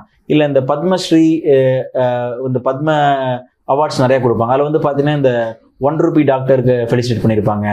ஃபார் எக்ஸாம்பிள் வந்து இந்த அஃபாரஸ்டேஷன் ப்ரோக்ராமே ஒருத்தர் 1 lakh ட்ரீஸ் பண்ணியிருப்பாங்க. ஸோ இந்த மாதிரி சின்ன ரோல் மாடல்ஸ் எல்லாம் நான் நியூஸ் பேப்பரில் வரும் பார்த்தீங்களா, அந்த GS4ன்னு ஒரு காலம் போடுவோம்ல, அதுலலாம் எடுத்து வச்சுக்குவேன். சொல்ல போனால் எத்திக்ஸும் எஸ்ஏவும் எக்ஸ்பெரிமெண்ட் பண்ணி எழுதினீங்கன்னா அது எஸ்ஏ எக்ஸாம்பிள். சின்னதாக for example compassion to the people example, Sushobhan Banerjee 1 rupee டாக்டர்னு போட்டிங்கன்னா அது எத்திக்ஸ். சிம்பிளாக போட்டிங்கன்னா அது எத்திக்ஸாக மாறும். அது அனெக்டோட்டாக கொடுத்தீங்கன்னா அது எஸ்ஏவாக மாறிடும். ஸோ அந்த GS4 நீங்கள் GS1 லிங்க் பண்ணிக்கணும். ஃபார் எக்ஸாம்பிள் ஒவ்வொரு ஆப்ஷனுக்கும் ஒரு வேல்யூ அடிஷன் இருக்குது. இப்போ நான் ஹிஸ்ட்ரி ஆப்ஷனால என்னோட பேப்பரில் காந்திஜியோட ஏதோ பெர்ஸ்பெக்டிவ் இன்ஃப்ளூயன்ஸ் இருக்கும், அசோகாது இருக்கும், புத்தாது இருக்கும், ஹிட்லரையும் இந்த பக்கம் யாராச்சும் ஒரு நல்ல கேரக்டரை கம்பேர் பண்ணுற மாதிரி இருக்கும், சர்ச்சிலையும் காந்தியும் கம்பேர் பண்ணுற மாதிரி இருக்கும். ஸோ இந்த ஆப்ஷனல் பேஸில் ஒரு பாசிட்டிவ்ஸ் இருந்தால் கூட அதை எஸ்சியில் போட்டுருங்க. அது சோசியாலஜி ஆப்ஷனாக இருந்தாலும் சரி, ஜாகிரஃபி இருந்தால் கூட நீங்கள் ஜாகிரஃபி வச்சு தான் பீப்புள் டிஃபரன்ஷியேட் ஆகும், அதை கூட நீங்கள் எஸ்சியில் கொண்டு வரலாம். ஸோ ஆப்ஷனலோட நாலேஜையும் நீங்கள் எஸ்சியில் யூஸ் பண்ணலாம். இல்லை இந்த 5 தீம் வச்சு தான் நான் படிப்பேன்னா அப்படின்னு நீங்கள் கொண்டு வரலாம். எஸ்ஏயை பொறுத்த வரைக்கும் என்னன்னா, எடிட்டோரியல் படிக்கும்போது நிறைய எடிட்டோரியல் ஏன் திருப்பி சொல்கிறேன்னா, நிறைய ஆத்தர்ஸ் வந்து இன்ட்ரோ ஸ்டார்ட் பண்ணும்போது நல்லா ஆரம்பிப்பாங்க. அவங்க சொல்கிறது எஜுகேஷனை பற்றி இருக்கும். பட் எஜுகேஷன் எந்த அளவுக்கு க்ரூஷியல் சொல்லிட்டு ஆரம்பிப்பாங்க. அவங்க ஆரம்பிக்கிற ஸ்டைலை வேணால் நீங்கள் இமிட்டேட் பண்ணுங்க, நமக்கு வராது. பட் அந்த வேர்ட்ஸை பார்த்தாலே உங்களுக்கு ஒரு மாடல் எவால்வ் ஆகும். அது அப்புறம் முடிக்கும் போது வந்து அவங்க ஒரு ஆப்டிமிசம் முடிப்பாங்க. இவ்வளோ இஷ்யூ இருந்தும் ஆத்ம நிர்பார் பாரத் நம்ம போனால் கூட வி நீட் ஆத்ம நிர்பார் பஞ்சாயத், ஆத்ம நிர்பார் லோக்சபா டு அட்டைன் ஆத்ம நிர்பார் பாரத்பாங்க. ஸோ இந்த வேர்டு நான் அப்படியே எல்லாம் யூஸ் பண்ணியிருக்கேன். Atma Nirbhar Panchayat is a key to Atma Nirbhar India. So இப்படியெல்லாம் பார்க்கும்போது நான் உங்கள் லிட்ரேட் ரொம்ப அதிகமாக இருக்கும்ல. ஸோ அங்கேருந்து கூட நீங்கள் வேர்ட்ஸை வந்து எடுத்துக்கலாம். வேர்ட்ஸ் எடுக்கிறது ஒன்றும் தப்பில்லை. நீங்கள் ஒரு டாக்குமெண்ட்ரி பார்த்தாலும் வேர்ட்ஸ் எடுத்துக்கோங்க, இங்கிலீஷ் நியூஸ் சேனல் பார்த்தாலும் வேர்ட்ஸ் எடுத்துக்கங்க, டாப்பரோட பேப்பர் பார்த்தாலும் வேர்ட்ஸ் எடுத்துக்கங்க. வேர்ட்ஸ் எடுத்துக்கிட்டு நீங்களே வேர்ட்ஸ் உருவாக்குங்க. ஆத்ம பாரத்துக்கு போல we need Atma Nirbhar MSMEs to create Atma Nirbhar industrial output ஆத்ம இந்தியன் பண்ணுங்க. ஸோ இந்த மாதிரி அந்த ஸ்லோகன் டேக்லைன் கிடத்த எடுத்து வச்சுக்கோங்க. எடுத்து வச்சுட்டு முதல் 2-3 எஸ்ஸே மட்டும் உண்மையாக சொல்கிறேன், ரொம்ப நார்மலாக எழுதுவோம். எஸ்ஏவான் நமக்கே தான் இருக்கும். ஆனால் it is important to right those essays. அப்போ தான் 6வது எஸ்ஏ நல்லா வரும். அதனால் வந்து எழுத மட்டும் நீங்கள் எந்த ஒரு கூச்சமே படாதீங்க, எழுத ஆரம்பிச்சிருங்க. ஃபர்ஸ்ட் எஸ்ஏ தான் மோசமான எஸ்ஏவாக இருக்கும். டயக்ராம்லாம் நான் போட்டு வச்சிருந்தேன், அது சொன்னால் உங்களுக்கே காமெடியாக இருக்கும். எஸ்ஏல டயக்ராம் போட்டு என்னென்னமோ பண்ணி வச்சிருந்தேன். ஏன்னா எனக்கு அது 10 பேஜ் எப்படி ஓட்டுறதுன்னு தெரியல. ஸோ ஆனால் இப்போ வந்து 10 பேஜ் 10வது அளவுக்கு வந்திருக்குதுன்னா அப்போ நம்ம படிக்க கண்டென்ட் வந்துடும். ஸோ எஸ்ஏ பொறுத்த வரைக்கும் இந்த கண்டென்ட் வைஸ் பார்த்தீங்கன்னா தீம் வைஸ் எடுத்து வச்சுக்கலாம், ஆப்ஷன் வைஸ் எடுத்து வச்சுக்கலாம். மேபி கொஞ்சம் இந்த கோட்ஸு டேக்லைன் கலெக்ட் பண்ணிங்கன்னா அதுவே வந்துடும். ஏன்னா ஏகப்பட்ட டாப்பர்ஸ் எல்லாம் இருக்கும், அதை எடுத்து நீங்கள் அங்கங்கே பார்த்தா கூட எடுத்துக்கலாம். இன்னொன்று இந்த எடிட்டோரியல் படிக்க உங்களுக்கு நாலேஜ் அதிகமாகும். செலெக்ஷன் பண்ணும்போது மட்டும் நல்லா பிடிச்ச தெரிஞ்ச டாபிக் செலக்ட் பண்ணுங்க. ஏன்னா தெரியாத டாப்பிக்கை வந்து இங்கிலீஷில் இன்டர்ப்ட் பண்ணுறது கொஞ்சம் கஷ்டம். 2021 எனக்கு இது மாதிரி நடந்துச்சு. ஸோ அதனால் நான் அந்த வருஷம் எனக்கு எஸ்ஏல மார்க் குறைஞ்சுது. ஸோ நல்லா புரிஞ்ச டாப்பிக்காக நல்லா 3 வாட்டி படிச்சு கூட நீங்கள் எஸ்ஏ எடுத்துக்கலாம். அப்புறம் சார் இந்த போயட்டிக் இந்த நெரேட்டிவ் டைப்லாம் இப்போ எஸ்ஏ வருது சார், அது எந்த மாதிரி பண்ணுறதுன்னா ப்ரிலிம்ஸ் நீங்கள் கிளியர் பண்ணதுக்கப்புறம் டெய்லி ஒரு 3 கோட் சும்மா நீங்கள் அந்த வாட்ஸ்அப் கோட்டாக இருந்தால் சரி, இல்லை ஒரு எஜுகேஷன் கோட் மட்டும் நான் பிரெய்னி கோட்ஸும் இன்னொரு குட் ரீட்ஸ்னு நான் இது பார்ப்பேன். அதில் வந்து நான் ரெகுலராக மார்க் ட்வைன் இந்த மாதிரி ஒரு 4-5 பேஜோட கோட் படிப்பேன். கோட்டை வந்து சும்மா படிச்சு வச்சுக்கோங்க. கோட்டை படிச்சுட்டு தனியாக நோட்ஸ் சொல்லணும் அவசியம் இல்லை. ஃபார் எக்ஸாம்பிள் இந்த கோட் ஏன் சொல்கிறாங்க, இந்த நாள் இந்த கோட் சொல்கிறாங்க சும்மா தெரிஞ்சு வச்சுங்க. ஏன்னா சில கோட்ஸ் அப்படியே எடுத்து அவங்க எக்ஸாம் கொஸ்டின் பேப்பர் வைக்கிறாங்க. அந்த கோட் புரிஞ்சிச்சு, எஸ்ஏ புரிஞ்சிச்சு. கோட் புரியலனா தப்பாக போயிடும். கோட் மட்டும் புரிஞ்சிச்சுன்னா நீங்களே எழுதிடுவீங்க. எக்ஸாம்பிள்ஸ் எல்லாமே அதே ஃபார்முலா எழுதிடலாம். சோஷியோ பொலிட்டிக்கல் எக்கனாமிக் ஆங்கிளில் யோசிக்கிறது, ஐடியாலஜிக்கலாக யோசிக்கிறது, இன்டெலெக்சுவலாக யோசிக்கிறது, ஸ்பிரிச்சுவலாக யோசிக்கிறது, இதெல்லாம் நீங்கள் பில்ட் பண்ணிடலாம். ஸோ அந்த கோட் மட்டும் புரிஞ்சு வச்சு போய்க்கலாம். ஸோ கோட் மட்டும் ஒரு நாளைக்கு ப்ரிலிம்ஸ் கிளியர் பண்ணதுக்கப்புறம் இதுக்கு பண்ணால் கூட போதும். அந்த ஒரு நாளைக்கு ஒரு 4-5 கோட் படிக்கிறது, தீம் சென்டரில் கொட்டேஷன்ஸும் இந்த டேக்லைன் கலெக்ட் பண்ணி வைக்கிறது.